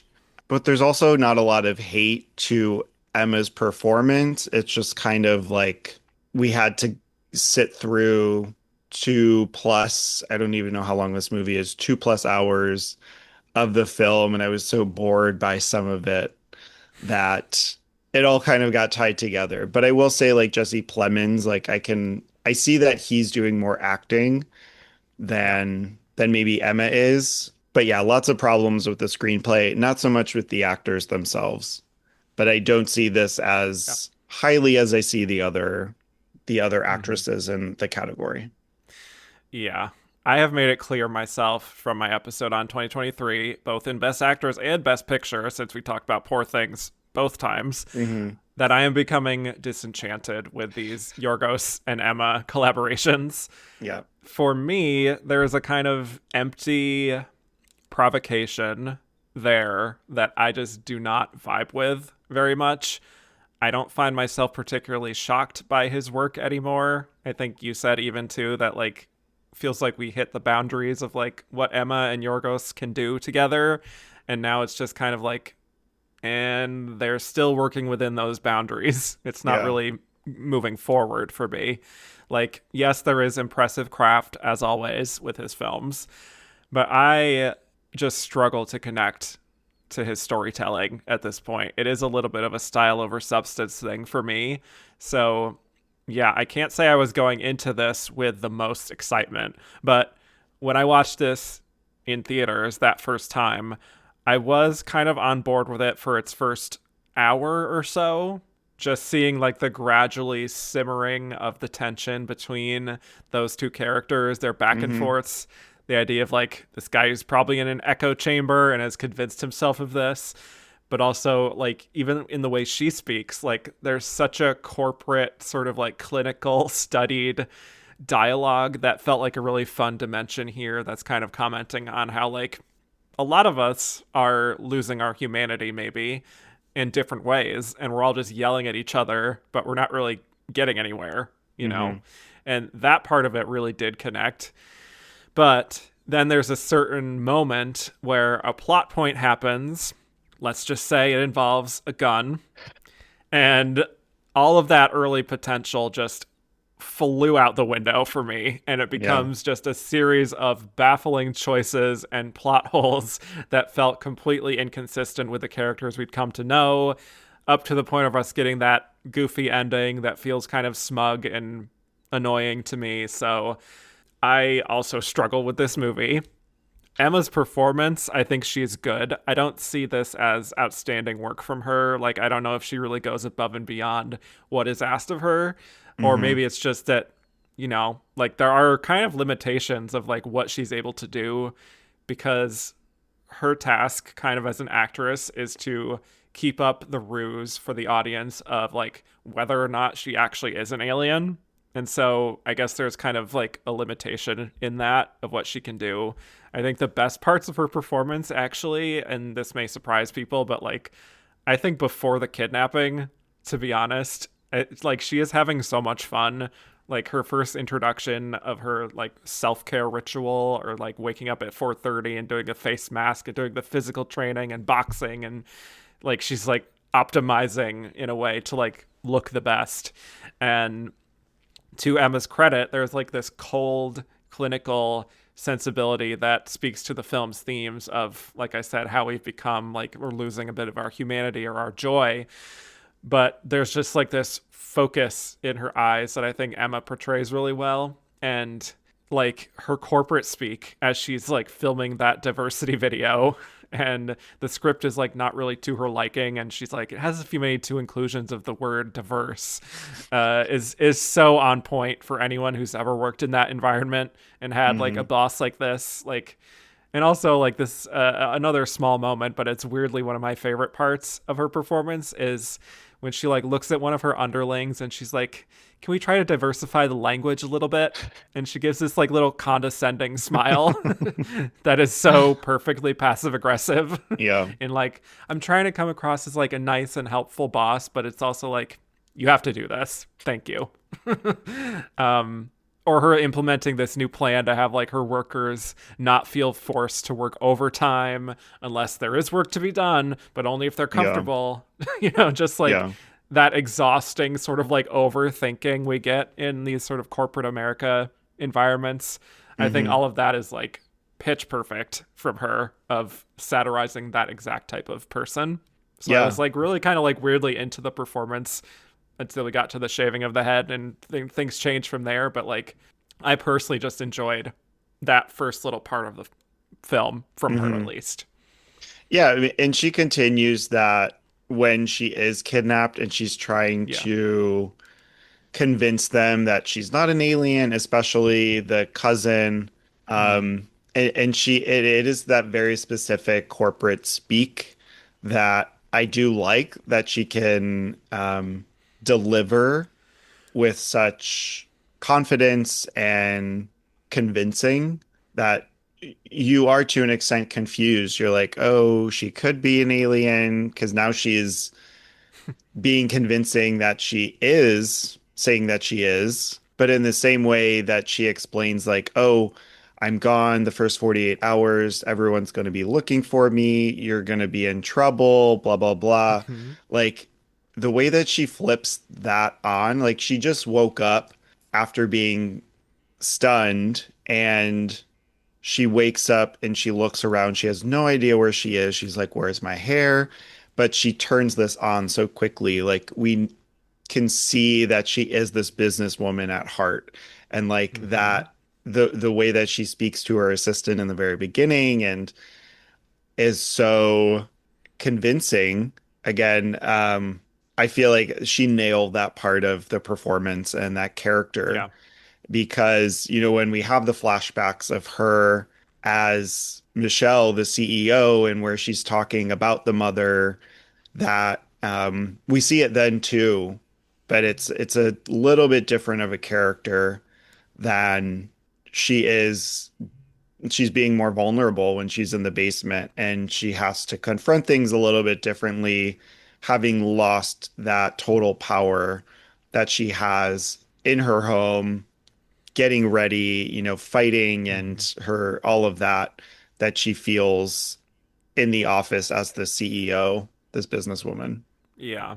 I really find that part of the performance really fun is seeing her very like as she is woken up, she clicks into place of being like, how do I de-escalate this situation? She Hmm. knows she can't rile him up or he might do something dangerous. She doesn't like call him crazy or whatever. She doesn't start screaming. It's this very like studied performance of empathy that I Yeah. think she really nails, and using that kind of clinical corporate speak and saying like, let's unpack the problem here, or I hear where you're coming from, but I respectfully disagree, or like I would like to keep the conversation going. Yeah. And it's just like she's a half step away from saying let's circle back, you know. Yep. Yep. And there's just kind of an absurdity to that, the way she kind of is like weaponizing her training in this heightened like real life situation, and it reads as insincere to the audience, I think, but like I said, intentionally so, which I think it's a very hard sort of line to navigate, is like Hmm.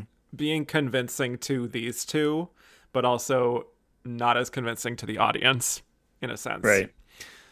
And yeah, her next discussion with him of like where she very condescendingly is telling him she thinks he's in an echo chamber and how he's like consumed all this content on the internet that reinforces his worldview and is, I mean, at that point, I think he's kind of calling her out too, of being like, you're kind of reducing me to like this two-dimensional stereotype. So, you're seeing her kind of think it through in real time that like maybe this approach isn't working, so maybe I should be more direct and even like mock his pronunciation of a word at one point, or saying he's mentally ill, and he's just like, let's cut the bullshit. Like you see her whole body language in that moment, I think, change, where she's just like, okay, I'm out of options here. I'm at the end of my rope. Do you just want money? Or is this a power thing? Is this a sex thing? And like even in that moment where Teddy says that both he and his cousin are like chemically castrated, I think it registers on her face that like, oh, I'm dealing with some very dangerous people here who have lost their sanity, and it's very hard to reason with people like this.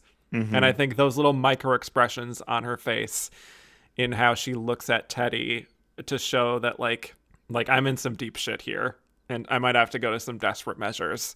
So I enjoyed a lot of that first half of the film in terms of her performance of seeing her mind kind of work and try to Yeah. negotiate exactly how to approach things. Even though I do think over time those discussions kind of go in circles and it's kind of like beating the same drum each time of like, I am an alien or I'm not an alien, or and then he's like, well, you have to tell the truth, and it's just kind of like the same sort of thing over and over. Yeah. That's where it gets a little redundant over time.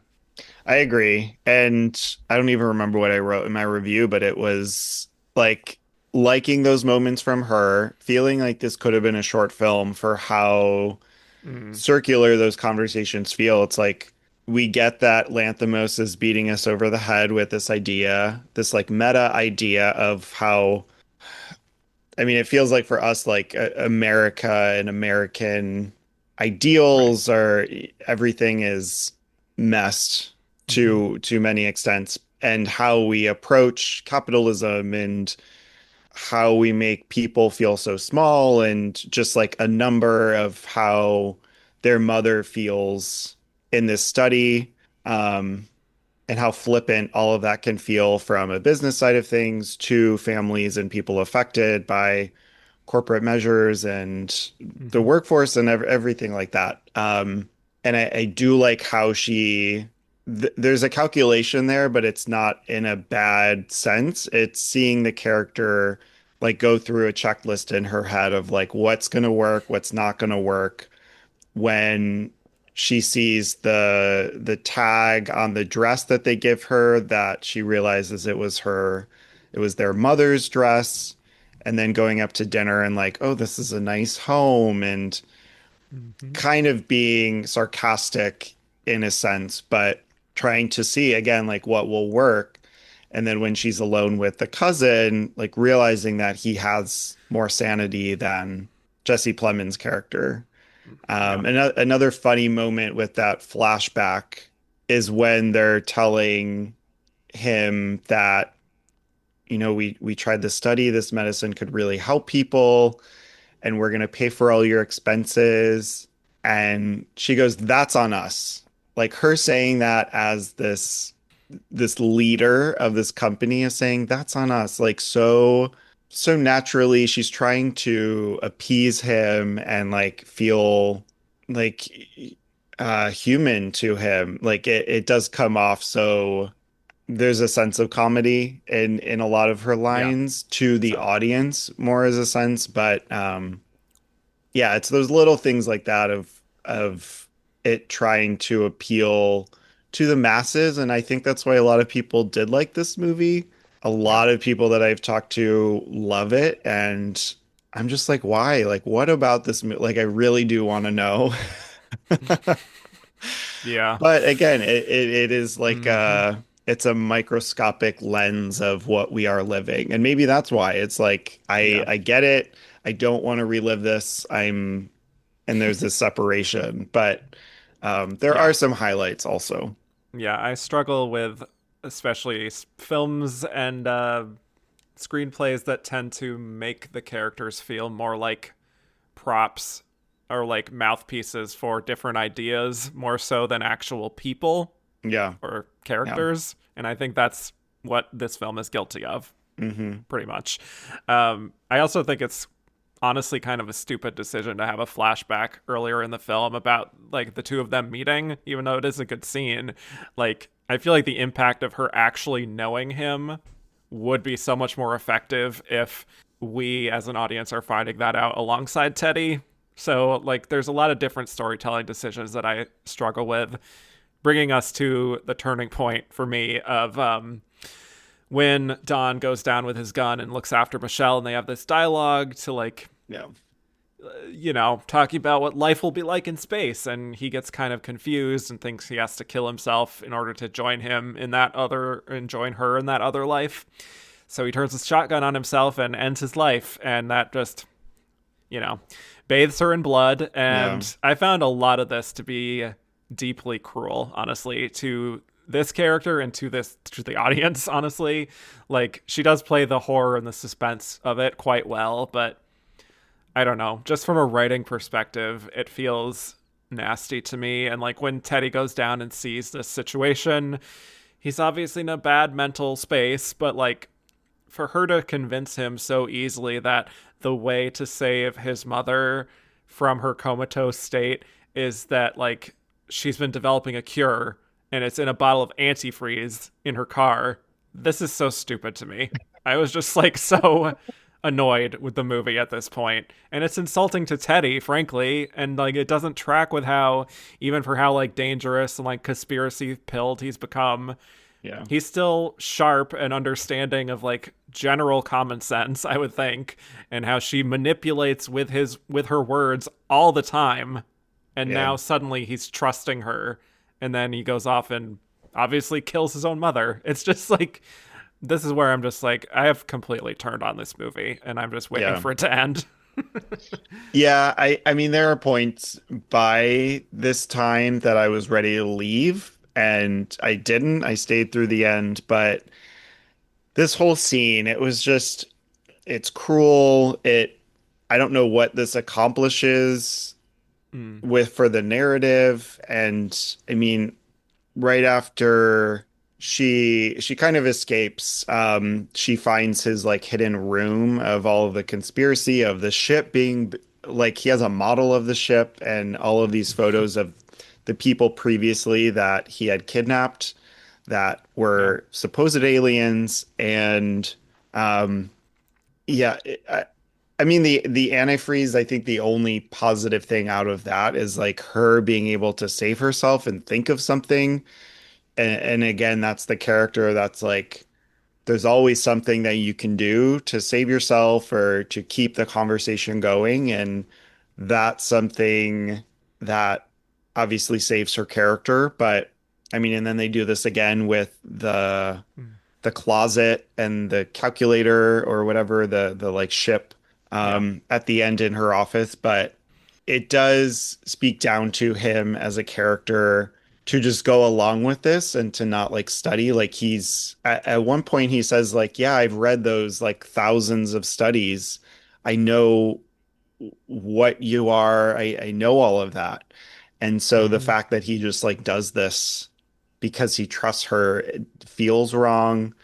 And maybe, and I think it's just like the easy ending. It's like we need to get from point A to point B, and this Yeah. is like the only way. And I think that's just poor storytelling that it's taken an hour and a half to get here when it's like this was the moment that we were waiting for the whole time. Like it, again, it's just slow, and then it ramps up very fast at the end to get to the wackiness that Lanthimos loves to show us.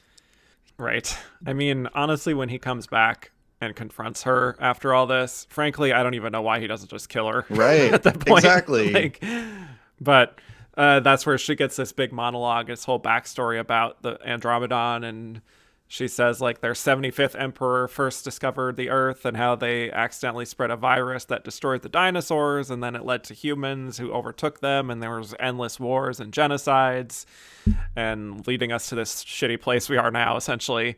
And there is an interesting layer, though, in that speech where she says, even I myself became more human, more selfish and cruel the longer I stayed here amongst your kind, but humans can't help the way they are, you know?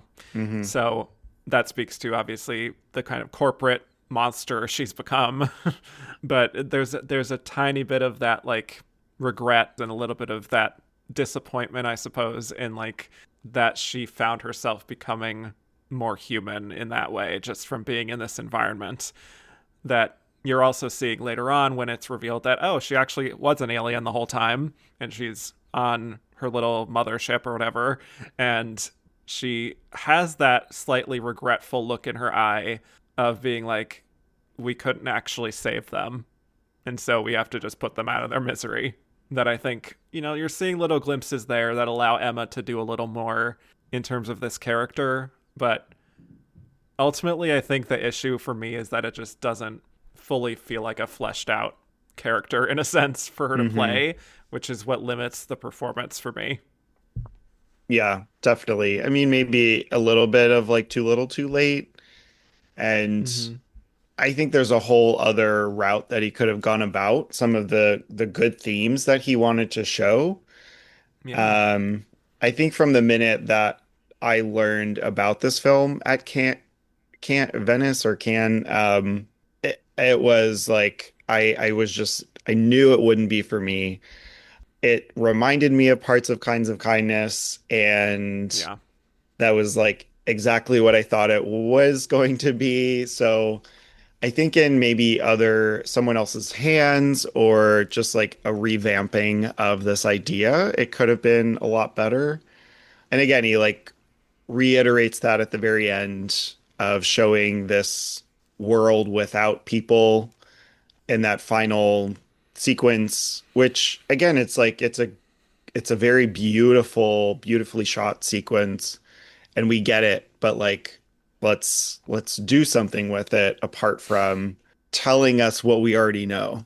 Like there's nothing that Right. he did that I didn't already know, and Mm-hmm. that's what I also when I also don't click with something. It's like, okay, great. Right. Like you haven't I done get it. anything. You've shown us in a very unique way of what you mean, but Now what? next. Yeah, exactly. Right. Yeah. But it also ends with Marlena Dietrich, previous Best Actress Yes. nominee, singing Where the Flowers Gone, Where Have All the Flowers Gone, which is nice. But I was also like, let's hurry this up. Like, I'm ready to go. And also, I will say it did make the experience when I was in the theater watching this, because it was in a theater with a few, we'll say, middle aged to senior citizens. And one of them said very loudly when the credits finally rolled, "That's 2 hours of my life I'll never get back." Which just We were all thinking was it. wonderful. Yeah. And there was just like this like roar of agreement from the others. But anyway, Yeah. quite a time. We'll see you on the next one, Emma. Better luck next time. All right. Shall we move on to our winner? Of course. We're finally here. A great, Yes. yes, a more Yes. uplifting discussion. Yes. We are so back. Okay. Jessie Buckley in Hamnet. Okay, so Jessie wins her Oscar for Hamnet on her second nomination, but just like with Kate, her previous nomination was in supporting. So, time for yet another introduction here. So, Jessie was born in Killarney, County Kerry, Ireland, and she studied both music and acting, which dovetailed with her early breakthrough in 2008 on the British reality show I Do Anything, which was a music competition centered around finding the right actress to play Nancy in the West End revival of Oliver. She came in second place, but she did end up on that stage anyway in A Little Night Music. She graduated from RADA in 2013, and then her breakthrough in film was in the 2017 psychological thriller Beast, followed by Wild Rose the year after, which earned her a BAFTA nomination. She appeared in the movie Judy with Renee Zellweger. Not the last time we'll bring that up. And she appeared on television in the miniseries Chernobyl, as well as the fourth season of Fargo. And she proved she could do high intensity psychological roles in films like The Lost Daughter, Men, and Women Talking, earning a supporting actress nomination for playing the younger version of Olivia Colman's character in The Lost Daughter. Also during that time, she won an Olivier Award for her performance as Sally Bowles in Cabaret. So, now with Hamnet, this is an adaptation of the 2020 novel by Maggie O'Farrell, which starts from the idea that William Shakespeare and his wife Agnes had a son named Hamnet who died. And this novel kind of expands upon that through exploring Agnes's grief and also with Will that he would be inspired to write Hamlet. So, Chloe Zhao got attached to direct and co-wrote the script with O'Farrell, and the casting director Nina Gold had cast Jessie in multiple projects before and felt like she would be absolutely the right perfect fit for this role of Agnes. So Hamnet takes place in 16th century England and tells the story of Agnes, played by Jessie, and Will, played by Paul Mescal. Agnes has a bit of a reputation for being the daughter of a forest witch, and she communes quite often with nature. One day, Will meets her and they fall in love and have children. Will is a writer who finds himself suffering writer's block, so they make an arrangement for him to go to London to write and work on his plays while Agnes takes care of their kids, including Susanna and the twins Judith and Hamnet. One day, though, tragedy strikes when the plague arrives in the country, resulting in Hamnet's death, and Agnes and Will grieve the loss of their son in very different ways, including inspiring Will to write Hamlet. Okay, here we are. Jessie Buckley. Thoughts on Jessie overall as a performer and her Oscar-winning performance in Hamnet? I was on board with Jessie since I saw Beast in theaters way back when. So I've always been a big fan of her. I haven't seen Wild Rose, but I've only heard incredible things about her singing and performance. And all of the other, she's always been a great performer to me. All of the other films that you mentioned, I have been a fan of. I think with The Lost Daughter specifically, we got to see some of what would lead into like a bigger performance here in Hamnet. I think there are a lot of similarities there, but there's just this kindness to her and this depth that really worked with Chloe Zhao's direction. I think that's such a specific vibe that just immediately clicked there, that made their partnership really special on screen. And this is another perfect performance. To me, this is my favorite performance of the year, and one that I think back to like Kate Blanchett and Tar. Like this is like all-timer performances, ones from the year that are my favorite and ones I look back on so fondly. This is a harder film definitely to rewatch because it's so intense and emotional, and it's so it's not really traumatic, but you get just such a sense of who Agnes is, this essence of being tied to nature, her relationship with her mother, and what she brought from that into her being a mother herself with her children. And she has incredible chemistry with Paul Mescal. I think that's something that really makes this movie work as much as it does. And having heard from the book that he's not in this story, so the fact that they did add Will as a prominent character and making that work, I think also makes this as an adaptation even better visually. So there's so much heartbreak and love and joy, and her seeing how she deals with grief and loss is so difficult. But again, these are real feelings that you bring to watching the film, and I think that's why it's so difficult, is because these things happen, and the release that she's able to bring and Chloe Zhao in her direction is joyful. It's happy. It's again cathartic in a sense that only like the best performances can be. Yeah. Cathartic is a very good word for this, especially at the end. Yeah, for me, Jessie Buckley is an actress I was instantly taken with when I first saw her, not in Beast, but in Wild Rose. So around the same time, I think she has an incredibly evocative presence on screen. I think her voice is so resonant to me, whether she's doing an accent or not. And she has this kind of like feral presence that like not a lot of actresses of her standing have, like this primal energy that really makes her great for roles that require a high level of emotion and like anger or lust or like whatever it is. Like there's just a passion there that I really admire, because she is completely unafraid to just go for it. I know she's not for everyone. Like it's kind of a lot to take in sometimes even. I haven't seen her in The Bride, but I hear she's doing the most there. Maybe not always in a good way, Yeah. but with Hamnet, like I was really eagerly anticipating this, especially as a huge fan of Chloe Zhao's work and as a fan of sad movies and movies that confront mortality, like, Yes. all that Yep. good stuff. Hmm. Everything I heard about it really made me think like, yes, this is for me, as sick as that may sound.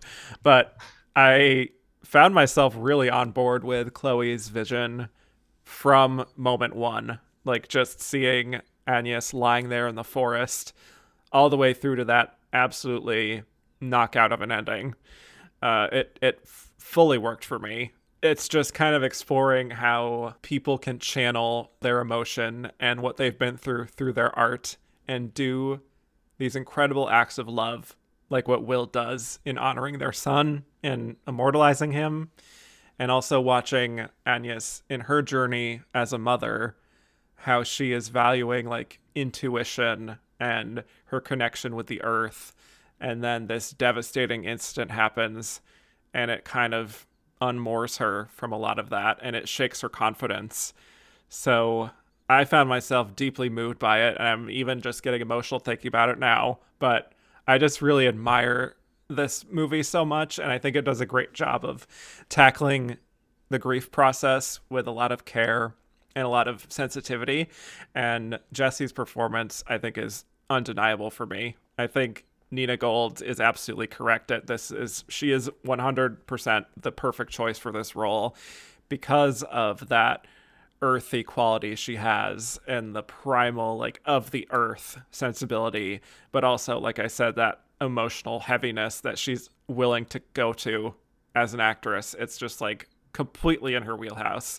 And I think maybe despite the easy sympathy of just what the role is and the perhaps baity quality of the material, I do think she shows a great deal of restraint and range. It's not just that like she is playing a grieving mother and therefore she kind of has a leg up with like being an impressive performance for the audience. Like there is a curiosity, I think, in how she plays Agnes, and like this real intuition and a presence of mind that I find really fascinating to watch.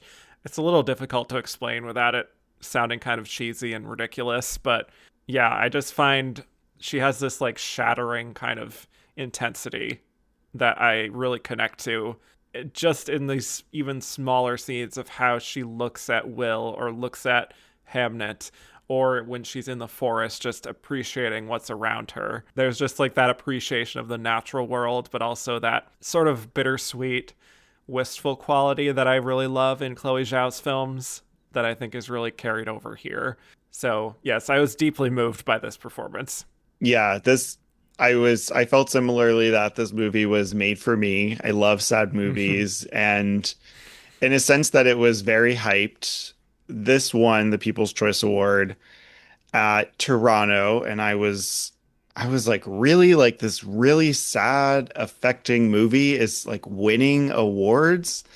I mean, Right. it not in a bad way, but I was just so surprised. And when I did finally see it, I was just destroyed by every sense of the word. Like I had fully sobbed multiple times. I felt like after the bird's burial, like it was just a Mm, torrent of tears and a reckoning with grief and processing all of those emotions and tying it to yourself and having gone through that. I mean, the loss of any family member yeah. and the uplifting quality of the ending. And I love like a long shot on somebody who is just like processing things, and you can see that in their face emotionally. This is very much like Timothy Chalamet at the very end of Call Me by Your Name. But yeah, it's the physicality to the performance, but also such an emotional quality that she understands who Agnes is. One of my favorite moments is when their three kids are performing Macbeth, the intro to Macbeth in their backyard, and she's so happy. I mean, it's like this was a Mm, surprise for her, and just pure joy on her face watching her children act for her and seeing this family at a very high point, and other moments where she's, the giving birth, that scene, or the loss of Hamnet and the just total strain, that cathartic release, the screaming that's like just this guttural, soul wrenching, like soul releasing feeling. And yeah. it's similar to scenes from If I Had Legs, I'd Kick You.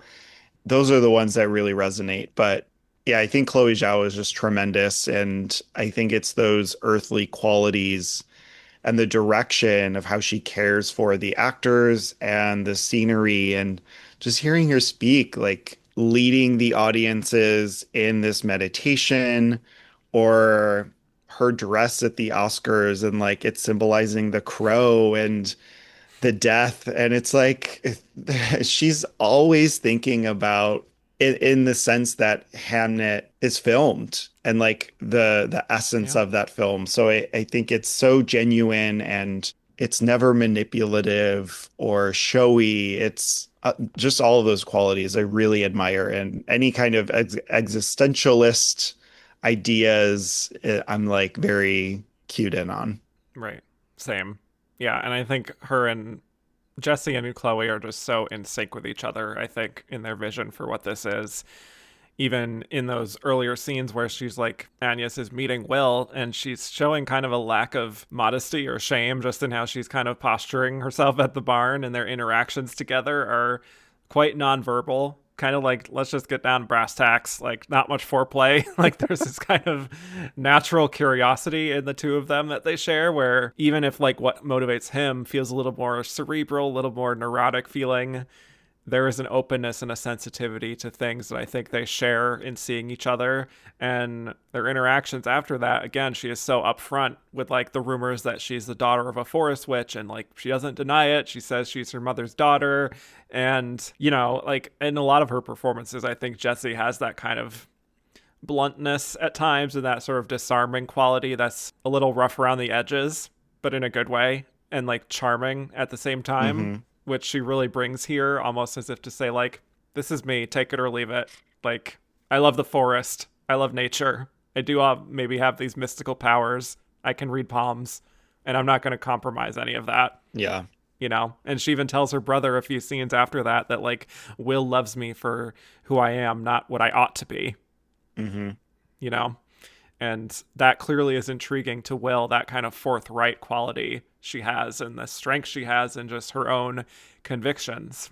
And so, yeah, I also just think her and Paul have really good chemistry together. They make you kind of invest in the very simple sort of purity of their love in a way. Yeah, I mean the scene I think in particular with that is when he's drunk writing at nighttime in their house in the attic, Yeah. and he's sad, I mean he's scared for himself, but she's so sympathetic to him, and it doesn't turn into this fight that you kind of expect it to between them. It's that she's comforting him and trying to figure out what's going to make him best and in their relationship for both of them. So, I mean, the fact that she is able to say like he needs to go to London and isn't dismissive of him, I think just shows Yeah. how wholesome they are as people, as a couple, and how genuine that they care for the characters,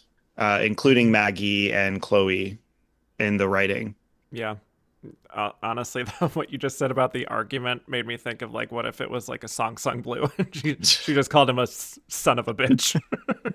So selfish. Anyway, it is fascinating though to watch like her birth scenes with Yeah. her children. Like the first one, she goes out into the forest and does it very naturally out in where she feels comfortable. And obviously, there's like, you know, pain within that. But I think she is much happier in that environment compared to the second birth with the twins, where she's like, Will is away in London. And this time she's surrounded by her mother in law and her sister in law, and I think a nurse too. There's like this real feeling of suffocation, I think, in that Hmm. scene, and like a claustrophobia. She's sweating, she's drenched in sweat, her hair is damp, and she's just like wailing away that and is like, I don't know, it feels a little more like constrained compared to the first one, and it's very bracing, like what she's doing, the way she's just screaming in pain, and it's very visceral how she appears like she's almost climbing out of her skin in a sense of like wishing her mom was there too. And I think she's really playing it like she doesn't quite belong in this particular environment of being in this cooped up in this house, and just also the roller coaster of realizing then that she's giving birth to twins, which will be Hamnet and Judith, and realizing Judith isn't breathing and like telling the nurse to give her to her, and then watching her finally breathe and awaken. I mean, it's like this is a huge range of emotions that she's asked to portray over the course of like 5 or 10 minutes. Hmm. But it's that like that full throated commitment in her delivery that I think she makes you believe that she really is like in agony, really, and followed by the relief of Judith being okay. It's just like you feel like you've been through some of that too. Yeah. I mean, it's scary from the beginning of the scene when Emily Watson's character kind of blocks her from leaving. She says, "You can't leave. You're having this baby here." And I think Right. from that moment, it's scary for her and us because we know how tied to nature and we believe in her essence that she needs to go. And even if we don't understand it, like them, obviously, like their family, they keep her there, and that's terrifying for her. So we're also thinking of what she says about being there at their death. There will be two. I think up to this moment, and then I forgot about it until the very end, and then you realize with the twins. But um, I think because we keep the camera so close on Jesse's face through the torment, through the birth, that we see all of those fluctuations, like you mentioned.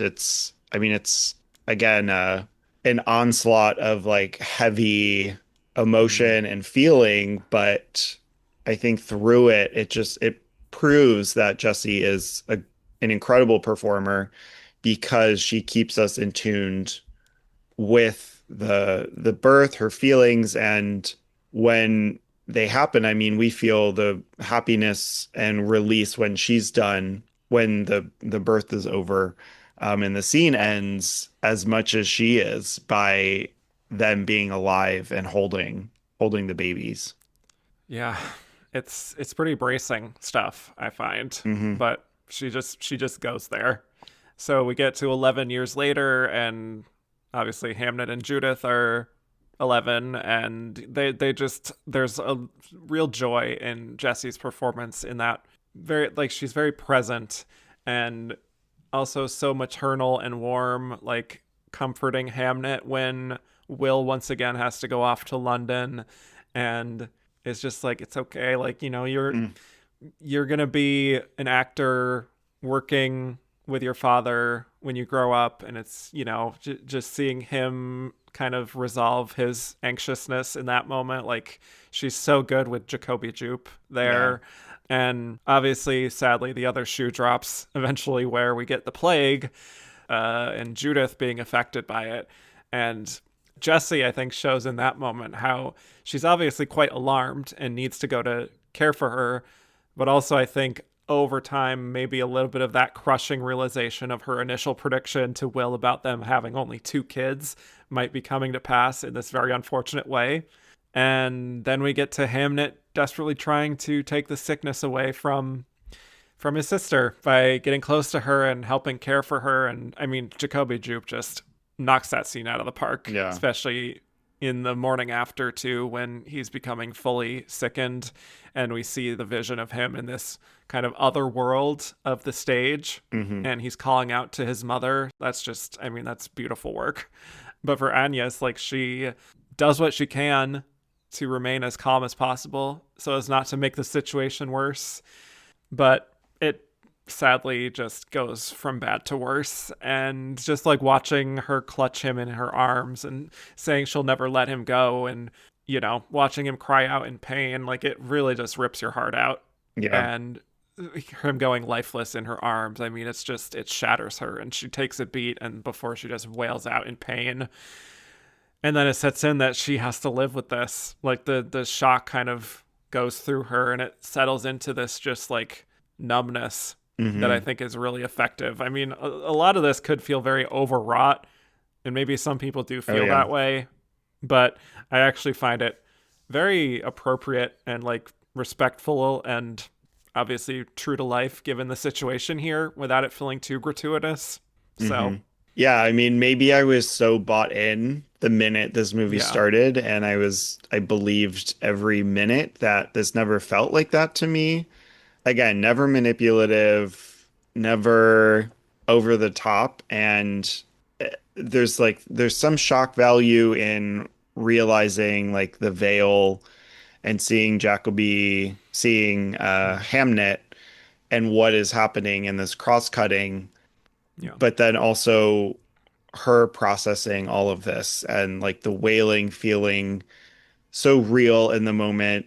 Yeah, I like got chills as you were talking about the scene because Mm, Jacoby is it's insane that we get good child performances every year, every so often, and this was just phenomenal work. Like imagining this yeah. kid, not only the situation of like dying for your sister and taking this away from them, protecting them Mm, after we had seen him saying goodbye to Will, which was another touching yeah. moment, and the conversation that Hamnet has with Agnes in the backyard. And it's like all of that is such a beautiful culmination. And it made me think of Surat and like just the out of body experience that you have with watching loss happen pretty much in real time in terms of the film, and Hmm. you're like, how are they dealing with this? And you see that happen so naturally and authentically through the performance. So I think that's why it just feels real. It never feels like too much because it's loss. Like how do you go forward without them? And like Right. especially after the birth that she had with them, that Hmm. was so Right. traumatic. So it's, I again another incredible moment by both of them. Yeah.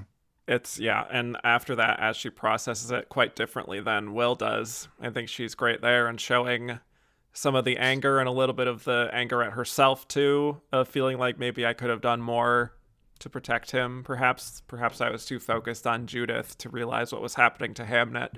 And it's she's kind of suggesting to him like you can't be sure of what I did and that I could did all I could do because you weren't here. And that's just kind of the brutal truth of it all. And Hmm. even if she is expressing these very negative emotions and maybe having some misplaced anger a little bit, I think you're still fully on her side in these moments in the sense that she will just carry this forever, and like Yeah. a part of her has died and that wound is not going to heal and it's not going to be helped by like moving to Stratford or whatever he's proposing or saying like, oh, we did all we could do. Like she wants him to feel what she's feeling, which brings us to that knockout of a third act, of course, of Will offstaging his play, which Agnes had assumed was maybe a comedy, but it's a tragedy, which she finds that out through her stepmother, and this causes Agnes to want to go see it herself. And that's where, when she is at the Globe and she gets that incredible sequence, Oh yeah. is just mind blowing what she's able to do in that scene, where, first of all, one of the characters says the name Hamlet, and her first reaction is anger and like bursting out to like not utter her son's name. Yeah. Kind of bad theater etiquette, but like, we can forgive her since this is her first time. But then she quickly becomes so wrapped up in the performance of it all and comes to understand and resonate with something in the relationships that are unfolding. And it kind of just washes over her. And there's almost just like this curiosity and like a hunger in just witnessing all of Hamlet's words and this performance. Like she's kind of hanging on to every word of this analog of her son and probably picturing him in this role or like seeing him as this character. And it just becomes this transcendent experience for her. And I don't think she says another word for the rest of the film, but she's clearly so invested to the point that when Hamlet dies at the end of the play and his hand reaches out to the audience, she extends hers out and just holds his hand, which is such an extraordinary gesture because the way that Jessie plays it, it looks like involuntary in a way. Like she didn't even think about it. Like it's not a conscious decision. It's just, I am reaching out to my son again, or this Yeah. analog of my son, and protecting him as he passes on, which I found very moving. Oh yeah. Absolutely. I mean, we have seen her have to be this pillar of support the entire film, and to see her come into this theater for the first time ever, she's this child again, and she's Mm, seeing all of this happen for the first time and not really knowing what Shakespeare is to other people. And so getting to see her experience that is part of what makes it so special and unique. And how she's reacting, but then, yes, we see her reacting as if this were her child. And the way that Will looks at Anya's, and we realize mm, that, this was for her, this was for their child together. And yeah, the sensitivity, the of how they handle that.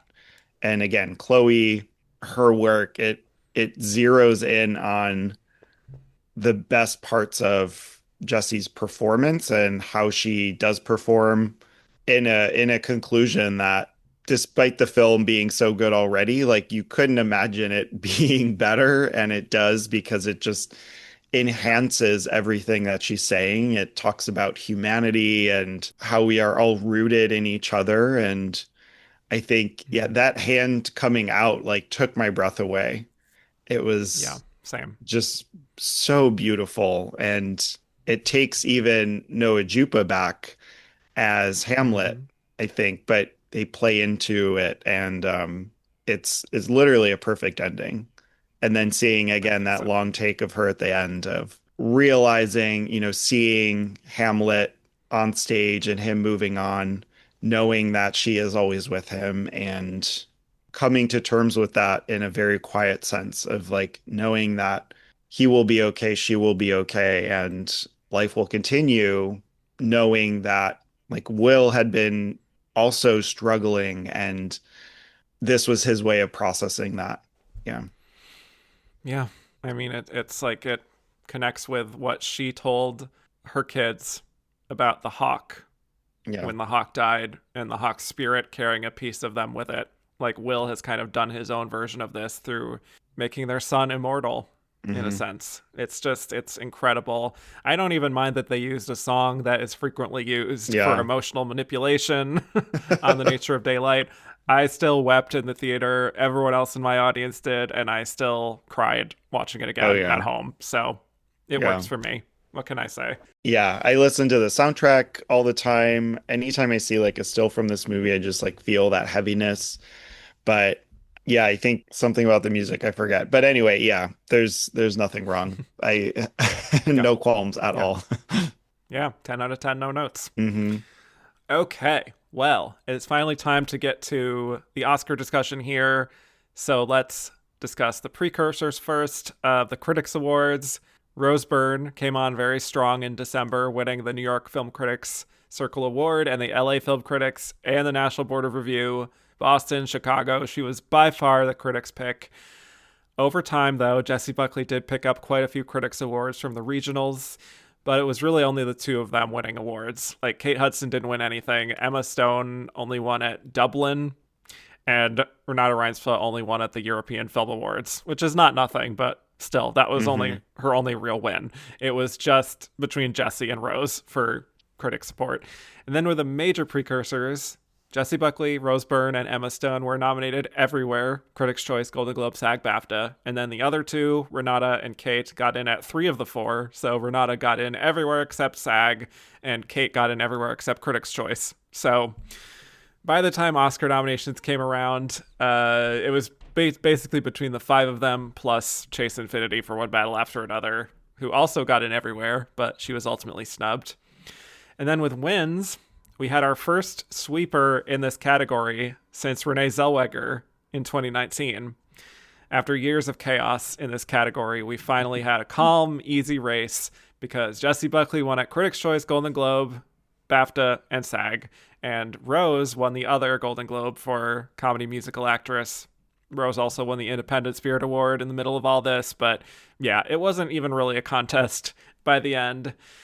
So now the question is, why do we think Jessie was ultimately so dominant and our big Oscar winner from this group?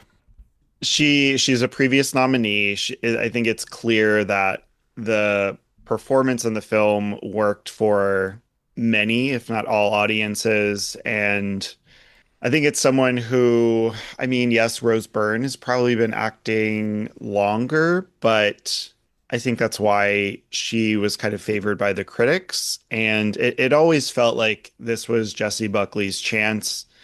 This film and kind of performance, I think it's not baity, but I think it just rings true with voters very easily. And it's, I mean, it's one that I'll remember forever. I think I will with Rose too, but I think also the film is a lot stronger and relies on a lot more things, but Jessie is still that central character that is so important and maybe something like you're saying, voters, people around the world could understand and see and appreciate. Yeah.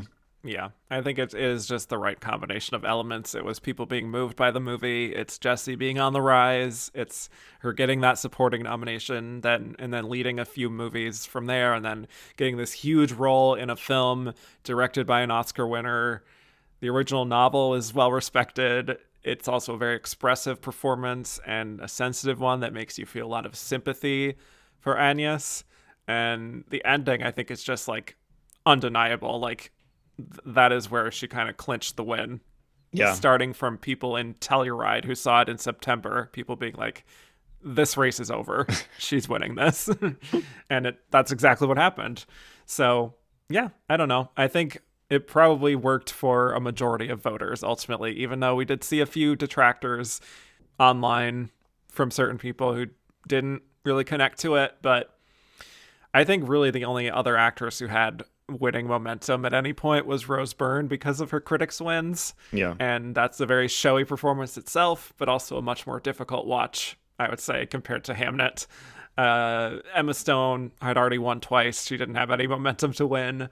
Renate Reinsve was in a very well-liked movie, and she won with the Europeans, but that, again, is like such an ensemble film that I feel like, I don't know, that's not the kind of thing that tends to win in this category. And you know, Kate Hudson came on so late. There was a time that I briefly wondered if she had a kind of Sandra Bullock run in her, to reference our previous episode. Like she just randomly comes in at the end and steals it. Yeah. But that never took hold.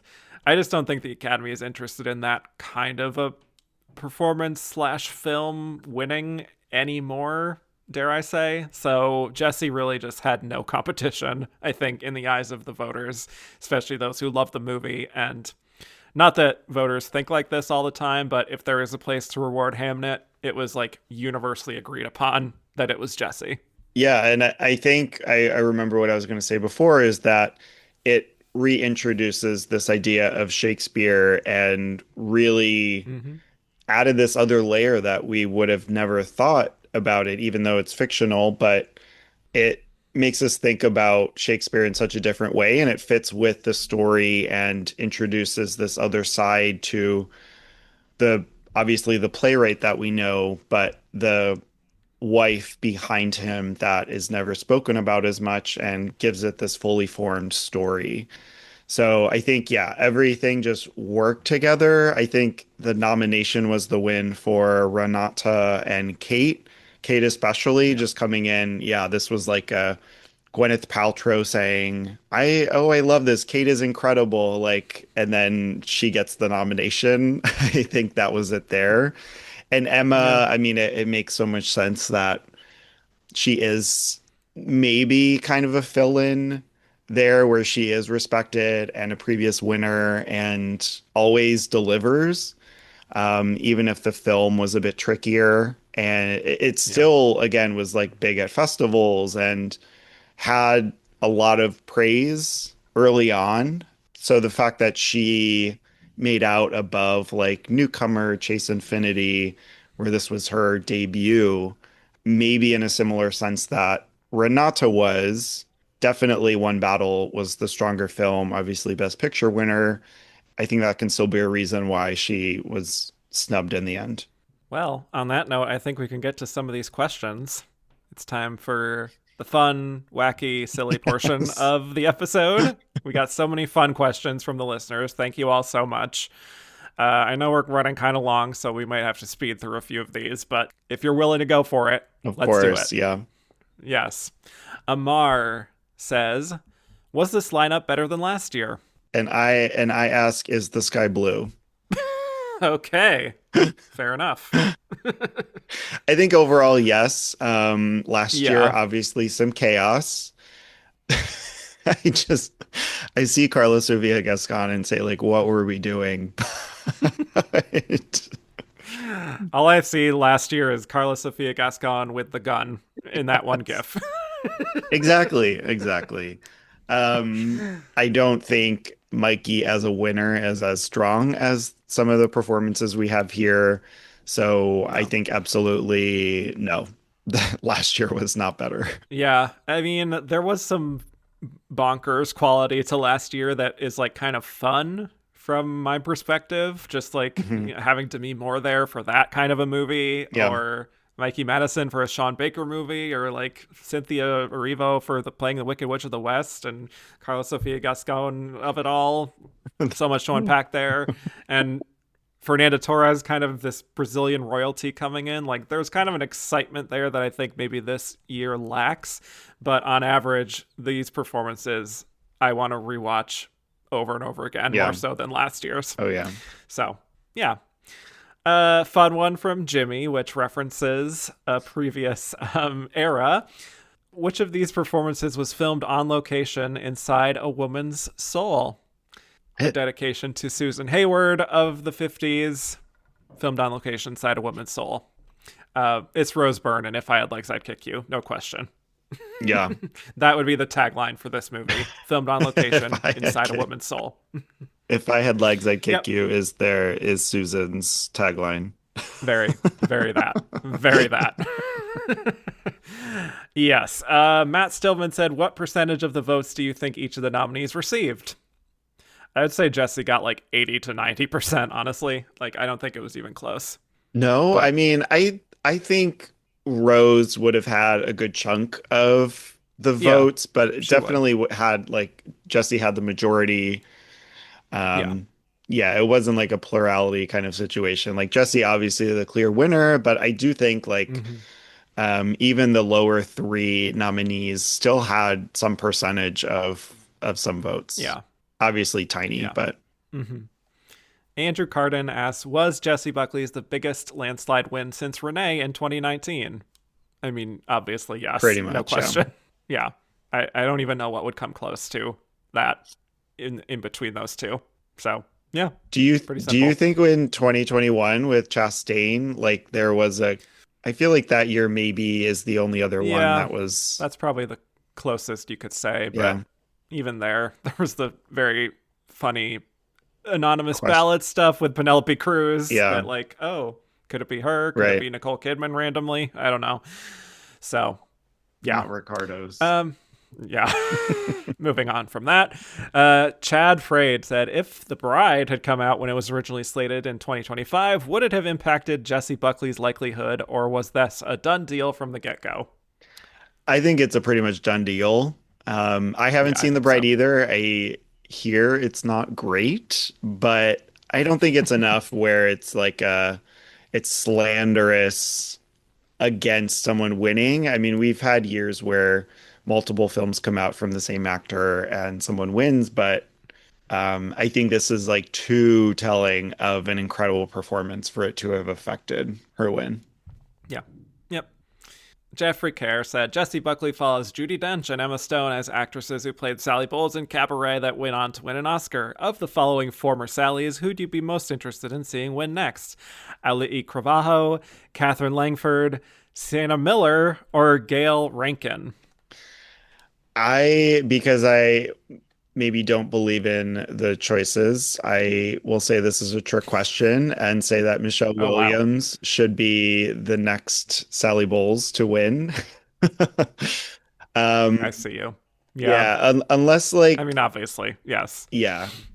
Yeah. I mean we have Maud Apatow in there too and Amy Lou Wood. I think Maud could win maybe in like a writing sense with Oh, she yeah. has oh my gosh, her film coming out, I want to say Poetic Education, Is that poetic license? Poetic License, thank you very much. Yes. Mm-hmm. Coming out later this year, and that's great. It's a great debut by her.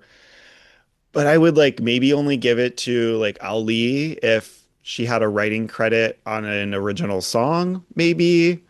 But I don't think that's where the question was going. Moana 3. Hey, I wouldn't put it past them. Yeah. I mean, I would just love to see her. That would be my choice too. I just think it would be cool, especially someone of Hawaiian descent, to get that Hmm. kind of a great role. That'd be cool. Yeah. Um, well, Gio said in Hamnet, Jessie Buckley plays a loose rendition of Shakespeare's wife and Oscar winner Anne Hathaway. Cast these five nominees in some of Anne Hathaway's roles. So I have Renata in Brokeback Mountain. I think she would be incredible Wow. Okay. as the yeah, the girlfriend who Mm-hmm. is yeah, to say the least.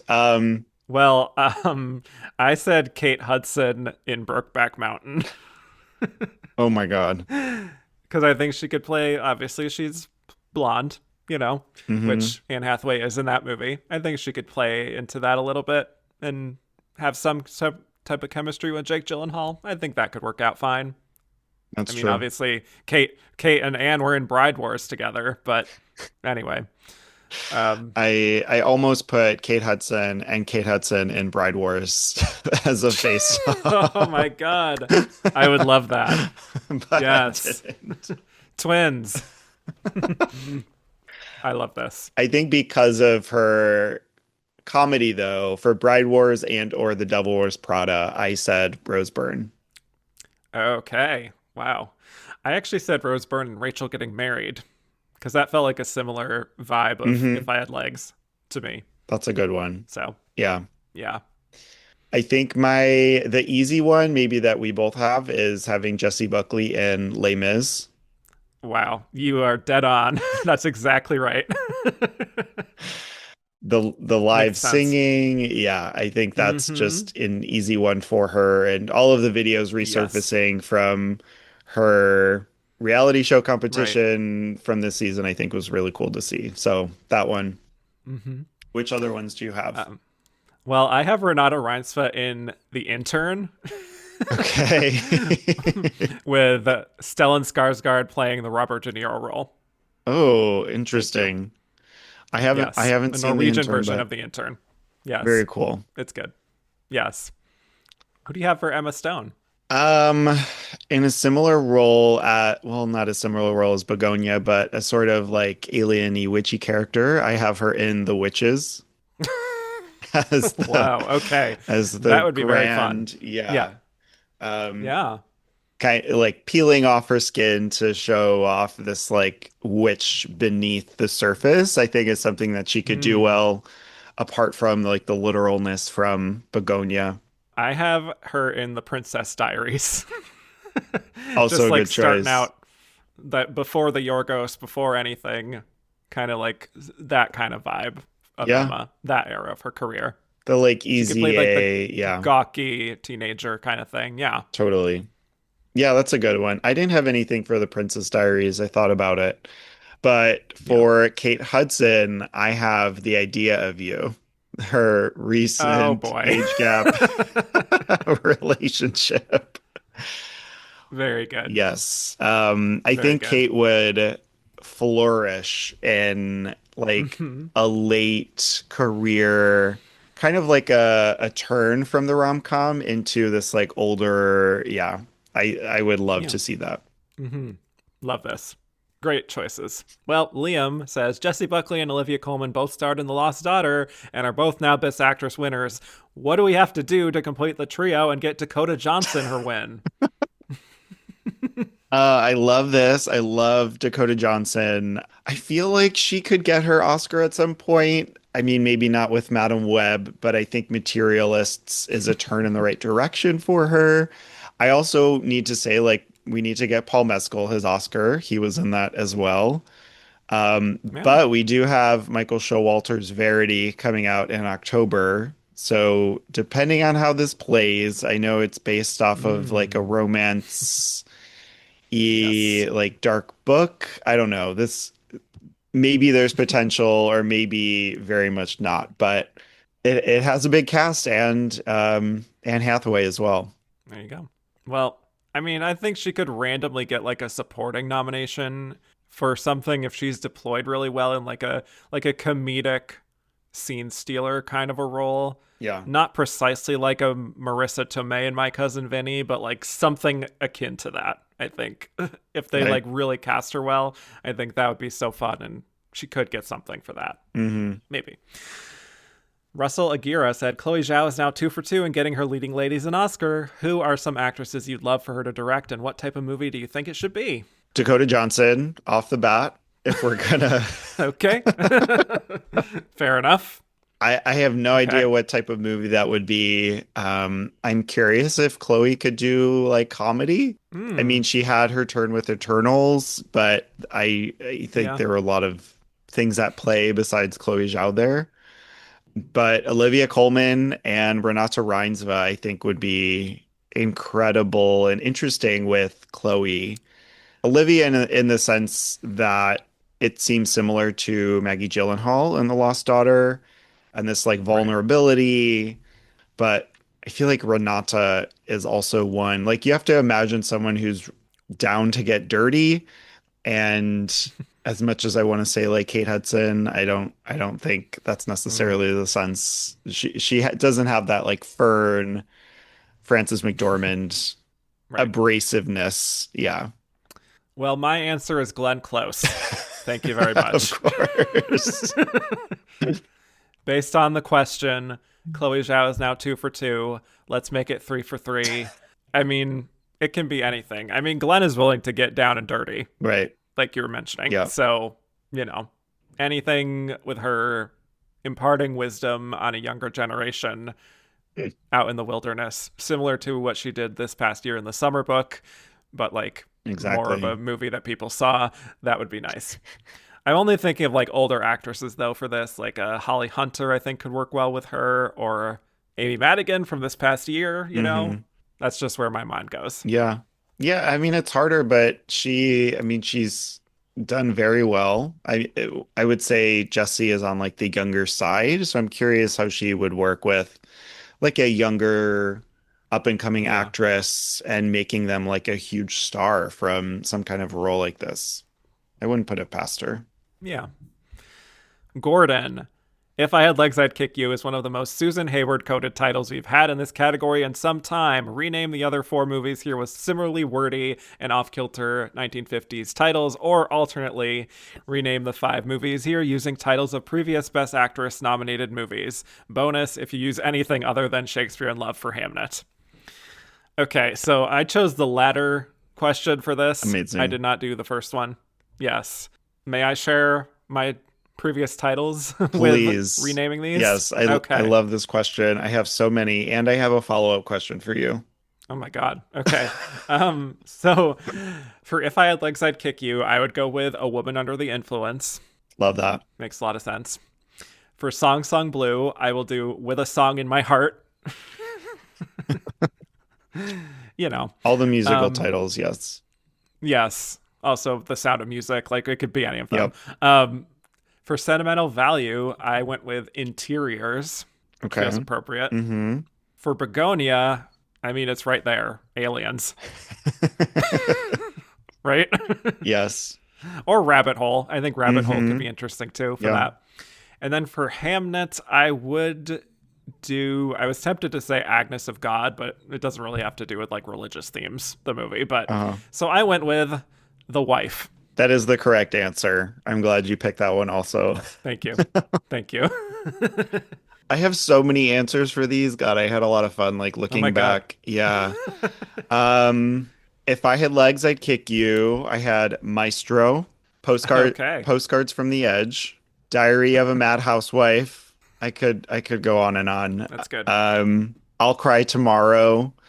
That is, yes, our Susan film. Yes. Let's see. Song Sung Blue. I think Music of the Heart is my favorite one there. Yes, The Sound of Music, Cabaret, anything like that. A Star is Born, honestly. Sure. Another Susan film, Smash Up, The Story of a Woman. Smash Up, not the car. Sentimental Value, The Kids Are All Right. Oh, or Ordinary People. This one was harder. I felt like it's just such like a serious film. Also, Autumn Sonata, I felt was apt. Begonia, American Hustle, very leaning into its themes. The Queen or The Devil Wears Prada, I felt also great. The Devil Wears Prada. And then Hamnet, I had The Wife was my favorite answer. Yes. Also The Good Earth, which is oh no. a better story for that title or Marriage Story, but I think The Wife wins there. Perfect. I love that so much. This was such a fun question. Yes. And my follow-up, rename the 5 nominated movies here using titles of Glenn's nominated performances. Oh my God. I'm not prepared to do that. I know, that's fair. I already did The Wife, but the two that only came very naturally were The Wife for Hamnet and Hillbilly Elegy for Bugonia, but my favorites there. Yes. Your mind. I'll have to think about that and get back to you on the rest. Let's do Chelsea Eichholz. Recast these nominees in the main bridesmaids roles. Rose must be a different character, and which male role plays the love interest? So let's start with Annie. I had Jessie Buckley in the Annie character. Me too. Oh, Yep. great. For Helen, I had Renate Reinsve. I want to see her like sassy qualities and but I Okay. feel like she also plays with yeah. I had Kate Hudson in that role. Okay. I think that would be fun. A lot of these Yeah. are interchangeable, of course. Right. Right. I had Kate Hudson in the Lillian role as kind Hmm. of like the onlooker of like watching all of this happen. A bit more drama there, I would say. Yeah, that's why I put Renata Reinsve in that role. Okay. I think that's perfect for her. Yeah. Yeah. I have Emma Stone in the Megan role. I don't know if As do I. yeah, Yes. okay. Yes. I can see her hamming it up like Melissa McCarthy. Exactly. Yeah. Yes. Yeah, just kind Yeah. of like having her fun time. And then I have Hmm. Rose in the Rita role. Yeah. I just said like she could do either of the Yeah, Wendy the McClendon other Covey or ones. Ellie Kemper roles. Yeah. Yeah. Yeah. Give her a bit of a break.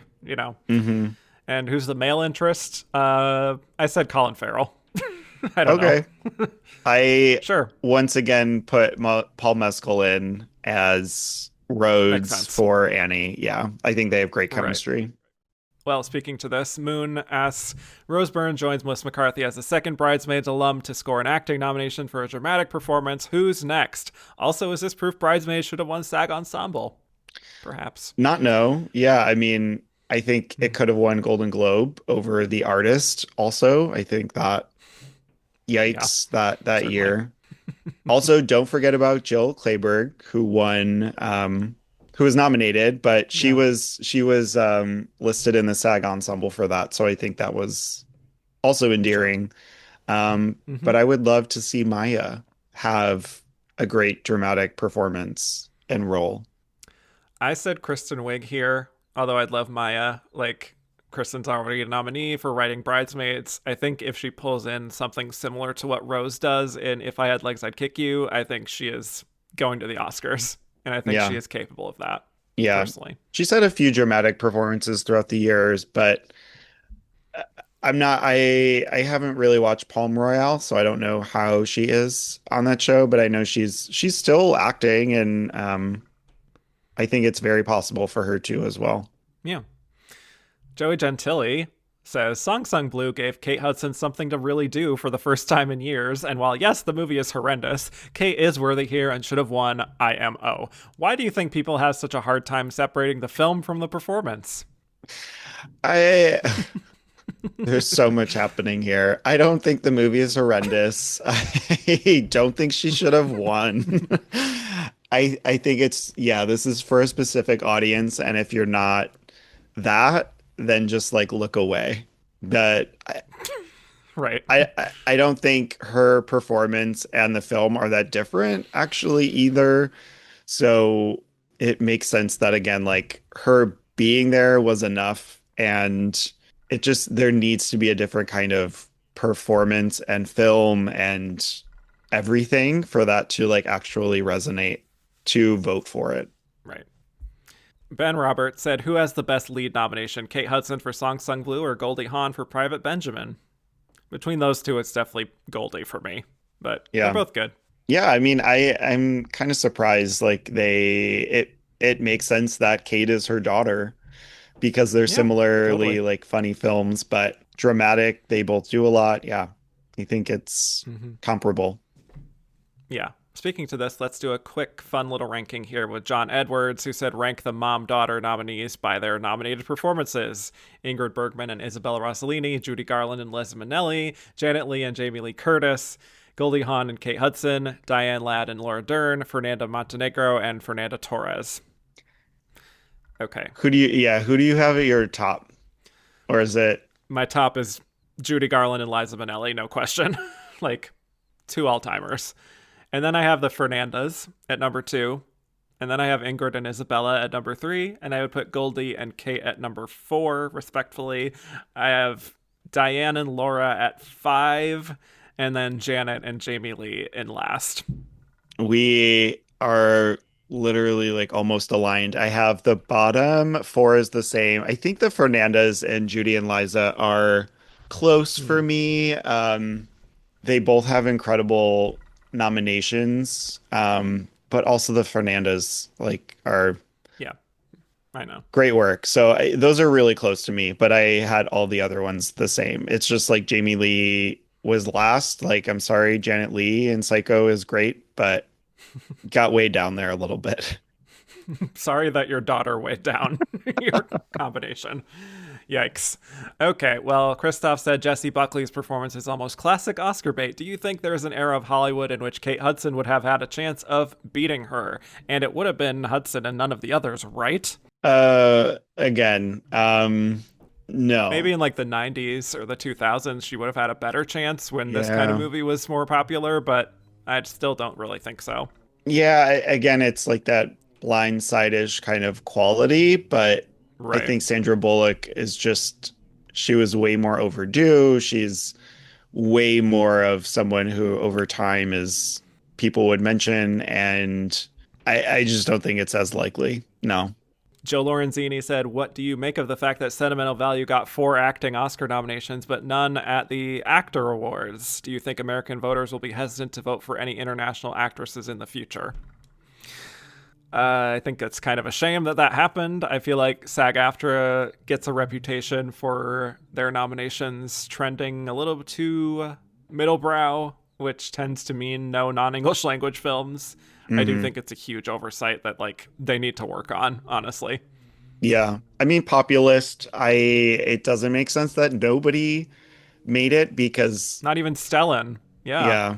I mean, I thought And he's like Stellan could worked have, with people in Hollywood. Yeah. yeah, I mean, I think I first saw him in The Glass House when I was a teen. So it's like, yeah. So Yeah. it was a shame because I think in the future they will.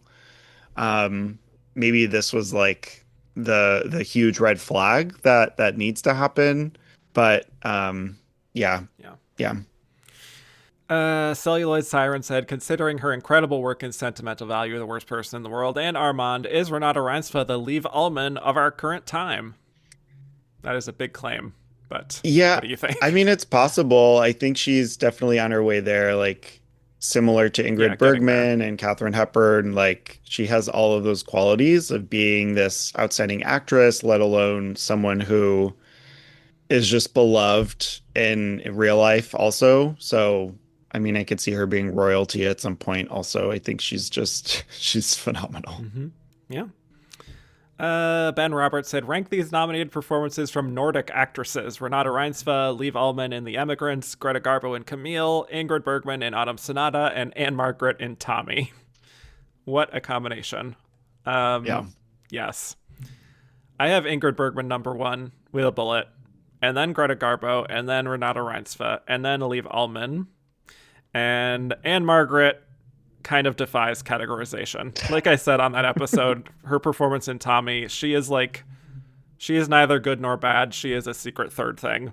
Yeah. So, Arcade yeah, Hudson of sorts of sure. existing. Yeah, I think Ingrid Yes. Bergman is an easy first in an easy winner here. And again, Renata being amongst them means that she's headed for gold in her future. Parko said, is Emma Stone entering her Streep era, or is the Academy's love for her tied with Yorgos Lanthimos? Well, she won before they were even partners. So Yeah. I don't think it is, but I think that love is probably waning based on how those films have done too. It's kind of decreased, or maybe Poor Things was the peak, unless they come back with another Yeah. one. But I think it's also time that we need a little break. Yes. I think whatever she does next that is semi Oscar friendly will be the test of if she is the new Meryl. Yeah.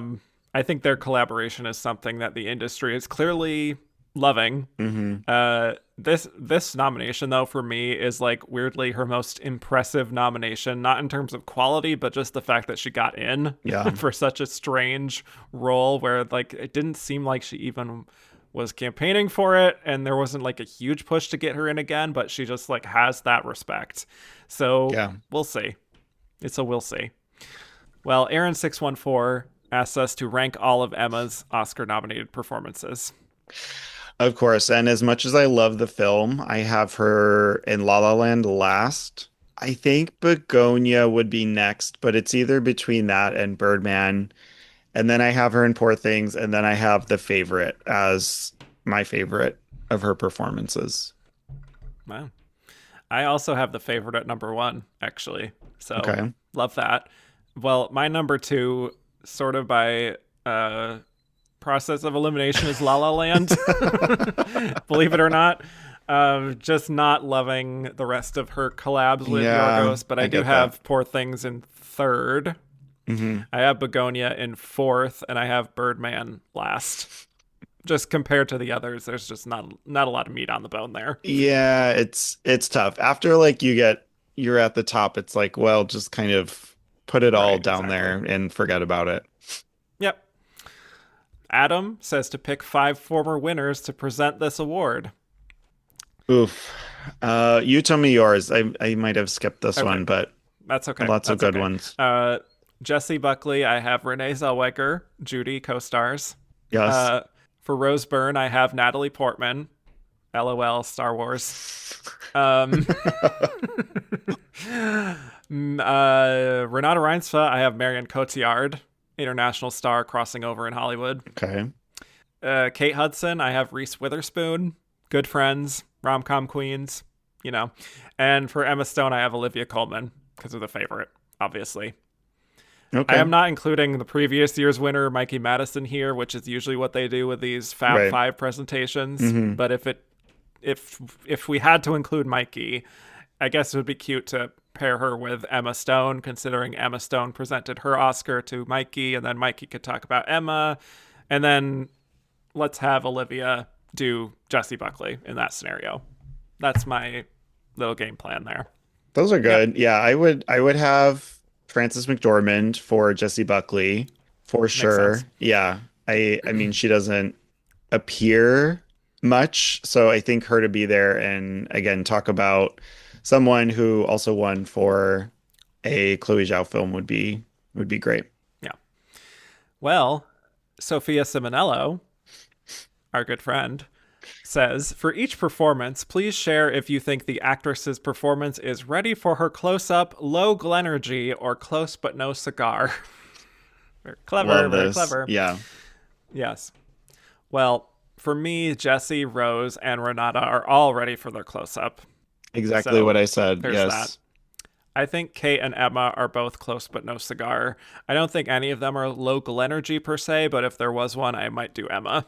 All due respect. Yeah. Exactly what I had. We're on the same wavelength. Wow, look Yeah. at us. Well, a follow-up question from Sophia, because she knew you were guesting on this. This is crazy. In honor of quote unquote Megan Fox as Precious, shout out to that 2009 episode, recast all 5 nominees with Megan Fox and rank them based on how much you'd want to see each film. Oh my God. Incredible question. Thank you, Sophia. I would say, so I have If I Had Legs, I'd Kick You as my number one. Wow. Yeah, I mean, imagining Megan Fox in any of these performances is a stretch, I would say, but I have that at number Mm-hmm. one, Song Sung Blue at number two, having her sing, who knows? Begonia in number three, I think a little bit of like Jennifer's body horror Right. kind of would be cool. And then I have Hamnet next and Sentimental Value, which I just absolutely cannot see her in those movies at all. Fair point. I actually have Megan Fox in Bugonia as my number one because I think that would be very funny. And I think she would fit the best in that environment. Hmm. She has a bit of an alien presence she could tap into, perhaps. But yes, If I Had Legs, I'd Kick You. An easy number two. Song Sung Blue, I guess, in the middle. Uh, Right. Sentimental Value, I have 4, and then 5, I have Hamnet because I think she would ruin that movie for me if she was in Yeah, them. And she has exactly. iPhone face, so she wouldn't work at all in 16th century England. Also Yep. very true. Yes, correct. Yes. Thank you. Thank you for the question. Another one from Chelsea Eichholz. How would these characters fare on Australian Survivor versus the world? Who's the comp beast? Who finds idols? Who's a master social gamer? Who's medically evacuated? Who wins? I don't know if you're a Survivor person, but yes. I have answers. I'm not, but I have Okay. answers. I was gonna say, like, I know Chelsea loves her reality and Survivor. The only reality Correct. show I watch currently, which has so much drama, is The Secret Lives of Mormon Wives. And if you want me to recast, I Okay. could do that, but the Survivor Oh my theme God. works. Well, So I'm ready. okay. Yes, I would say they're all pretty relatively physically fit, but I'm seeing Emma Stone as a comp beast of that group, perhaps. I have Jessie as the beast. I think again, the nature theme, Beast, like the movie. literally. That's all we need. Yeah. I say Jessie Buckley is foraging in the forest, like Agnes, and finding idols. Also smart, yes. I have Renata here, because Sneaky. she's smart and she can kind of figure Yeah. out what the clues mean, but I get that too. I have Rose Byrne as a master social gamer, though I could also see that for Emma Stone as well. I have Emma Stone here. I think, Yeah. yeah, social Smart. winning that part of the competition, absolutely. I would say Kate Hudson is medically evacuated. I mean, Yes. we saw the movie. That's yeah, I agree. Hopefully she doesn't lose a leg on the island, but and who do we have as the winner? Who's winning this shit? I have Rose as my winner. Yeah, that tracks. I have Renate Reinsve as my winner. Someone who could slip under the radar and Yep, come in with some clutch wins at the end. That's what I'm exactly. feeling. Yeah. Would love to see it. I guess we'll do this from Joey Gentili because it's so random. But recast these 2020s actress nominees and Karen Black in the nominated roles: Davine Joy Randolph, Ariana Grande, Carla Sofia Gascon, Fernanda Torres.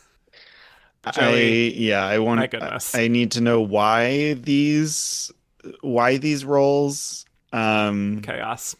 Some are winners, some are nominees. Yeah. I have Davide and Joey Randolph in Sentimental Value. Oh, I like that. I have her in, do I? No, I have her in If I Had Legs, I'd Kick You. I think that would be really fun to see. Also, I think she could do anything. Honestly, I love Yeah. watching her in Eternity and The Holdovers. Yeah, Yeah. all good. I for If I Had Legs, I'd Kick You. I have Carla Sofia Gascon because I need to see her totally just. I need to see the fallout happen in real time in that movie. Yeah. Incredible. I have Carla Sofia Gascon in Bugonia. Also good. Yep. Yep. I Just a thought. I think this was process of elimination, but I have Ariana Grande and Bugonia. Okay. Yeah, Maybe, I maybe. suppose. If you rewrite the script a little bit, I Yeah, think they could make that work. yeah. Uh, that was for me. The process of elimination is I somehow ended up with Ariana Grande in Sentimental Value.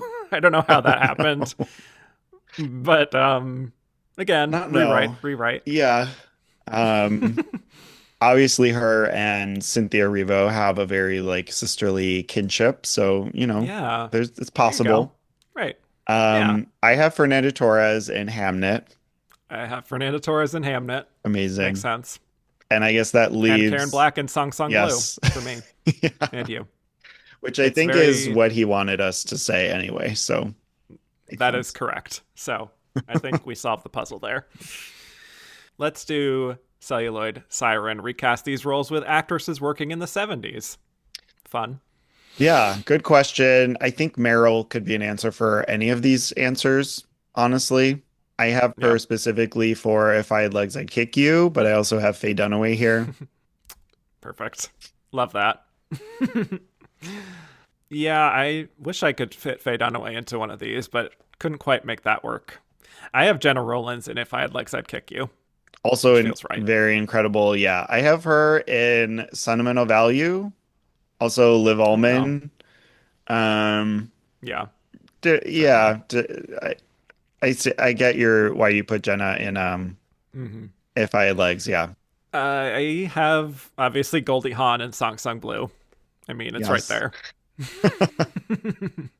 You know. I put Ingrid Bergman there. Oh, okay. Wow. Yeah, I mean, why not? Sure. Showier qualities, this kind of Mm-hmm. yeah, I don't know. I think she could do it. Yeah. Well, I have Diane Keaton in Sentimental Value, Oh, which I think would be very special. yeah. Yeah. I wonder if she could probably Um, do Song Sung Blue too. that would be very fun, Not actually. Yeah. not there's um, like not enough comedy here or that's why I don't think I had Diane Keaton in anything here, but maybe that's the closest that yeah. I would do. I have Glenda Mm-hmm. Jackson in Bugonia. Oh, wow. Okay. Yes. I weirdly ended up with Glenda Jackson in Hamnet, which Okay. might be a different version of that character, but I think she has the dramatic chops for that Hmm. to pull that off. I have Isabel Adjani in Bugonia. Oh my God. That makes sense. Absolutely. Yeah, she's gonna go for it. You know. I think Hamnet was hard for me and a lot of Yeah, these it like was. recast these roles questions that you got, but I have Jane Fonda here. Mm-hmm. I think that's maybe a little bit of Oh, rewriting, but I think she yeah, could do it. Get back to her roots or like where she started with they shoot horses, don't they? yeah. All right. Well, let's get to a few of the snub questions real quick. Bruno said, "How come the love for one battle didn't transfer over into Chase Infinity getting a nomination?" I kind of explained why I like similarly to Renata, I think she can definitely get nominated in the future. If I mean, Mm-hmm. this was an incredible like leading performance type of role, but with the continuation of the question, PTA's female leading performances don't really get nominated, like Vicky Oh yeah. Creeps or Alana Haim, and I think the reason for those is that PTA picks these like newer actresses or ones that people don't really know of, so it kind of Right. makes for a snub more likely. Yeah, and also I think category confusion a little bit with Chase could have affected her. Is she the lead? Is she Right. not? Yeah. There's a lot of debate about that. So she's great, but would love to have seen her here. Malice doesn't live here anymore. This year, the Oscars said goodbye to Diane Keaton in a moving in memoriam tribute. Is there a performance among these five that feels particularly Keaton-esque to you, either influenced by her work or at any stage of her career? Like she would have been a natural fit for the role. I already said sentimental value. I think that would make a lot of sense, but I think there just were imagining her in Bugonia would be wild. Begonia was not my answer, but I did say parts Correct, but of Agnes and Claire. I could like see that those Diane Keaton qualities. Yeah. yeah. Eric Maxwell Bruns, why do you think the Testament of Anne Lee was skunked by the Academy, especially for Amanda's performance? Amanda would have been my like real fifth dramatic role that I think was like super Yeah, deserving, one of my favorites of the year. But I think it was a mix of like the film not getting picked up, the timing of it being so late in the season. There wasn't much talk after it was shown at festivals, like it hadn't been winning awards, it wasn't up at certain ceremonies, and it wasn't really doing well with regional prizes either. So I think it was just a mix of things, which is really disappointing because it's also a movie that I really, really enjoyed and was one of my favorites this year. Lots of other like yeah, technical qualities that were incredible also. yeah. I think either it was just like you were into it or you won't, Yeah. based on what people's responses were. Yeah. Some people felt it was conventional and kind of safe. Other people it was too off kilter. Like I don't know, something about it just didn't quite connect. Mhm. Sadly. Ghosts of Glenda Miss Jackson, if you're nasty. Did Jennifer Lawrence ever really have a chance, or did we all play ourselves again with a Lynn Ramsey picture? Sadly, no, I don't think so. I talked about a great article by Kyle Buchanan on Oscar Wilde, or I mentioned a quote from it, and it's kind of just like we had a lot of incredible performances about motherhood this year, and especially in Best Actress, when you have a performance that's hard on the audience, it doesn't do well, and I think that's exactly this performance that Jen gives in Die My Love. Again, a great film. And like you said, I think if you like it, great. If you don't, you don't. And it's like a very divisive kind of performance and look at motherhood that is a bit intense at times for sure. Yeah. I think Lynn Ramsey's films are just too challenging for a widespread academy. Yeah. So that's just the end of it, Yeah. sadly. But she's great. Would have been a great nominee, too. Hmm. Okay, well, I think it's time to get to our final segment where we're going to reveal who we think was the runner-up to Jessie Buckley. Nick, who do you think it was? Very clearly Rose Byrne, and fittingly so. I think maybe in another time that she could win for something like this. This is a performance that would be winning, I would say, but yeah, definitely second place to Jessie. Yeah, this is a race that I compare to 1974, which is when Ellen Burstyn won for Alice Doesn't Live Here Anymore and beat Jenna Rollins in A Woman Under the Influence, where it's like two really great performances right at the top. One is easier and more palatable than the other, ultimately. And so I think just the intensity of the Rose Byrne makes her so compelling and made people want to vote for her. Yeah. But then obviously came up short in the end. But I just don't think any of the other three quite had that kind of momentum to get up to that point. So very easily Rose Byrne for me as well. And last question, who would you have voted for from this lineup? Jessie Buckley. It's again, favorite performance of the year, very deserved. I wouldn't have been mad if Rose Byrne won, but my vote definitely goes to Jessie. Yes. As much as I want to maintain my loyalty to Damages Hive, I am tempted to vote for Rose, but I do think I would vote for Jessie myself. Yeah. I think it's just a masterclass of emotion. I adore Rose. I wish I could vote for Rose, but if it was a weaker year, I definitely would.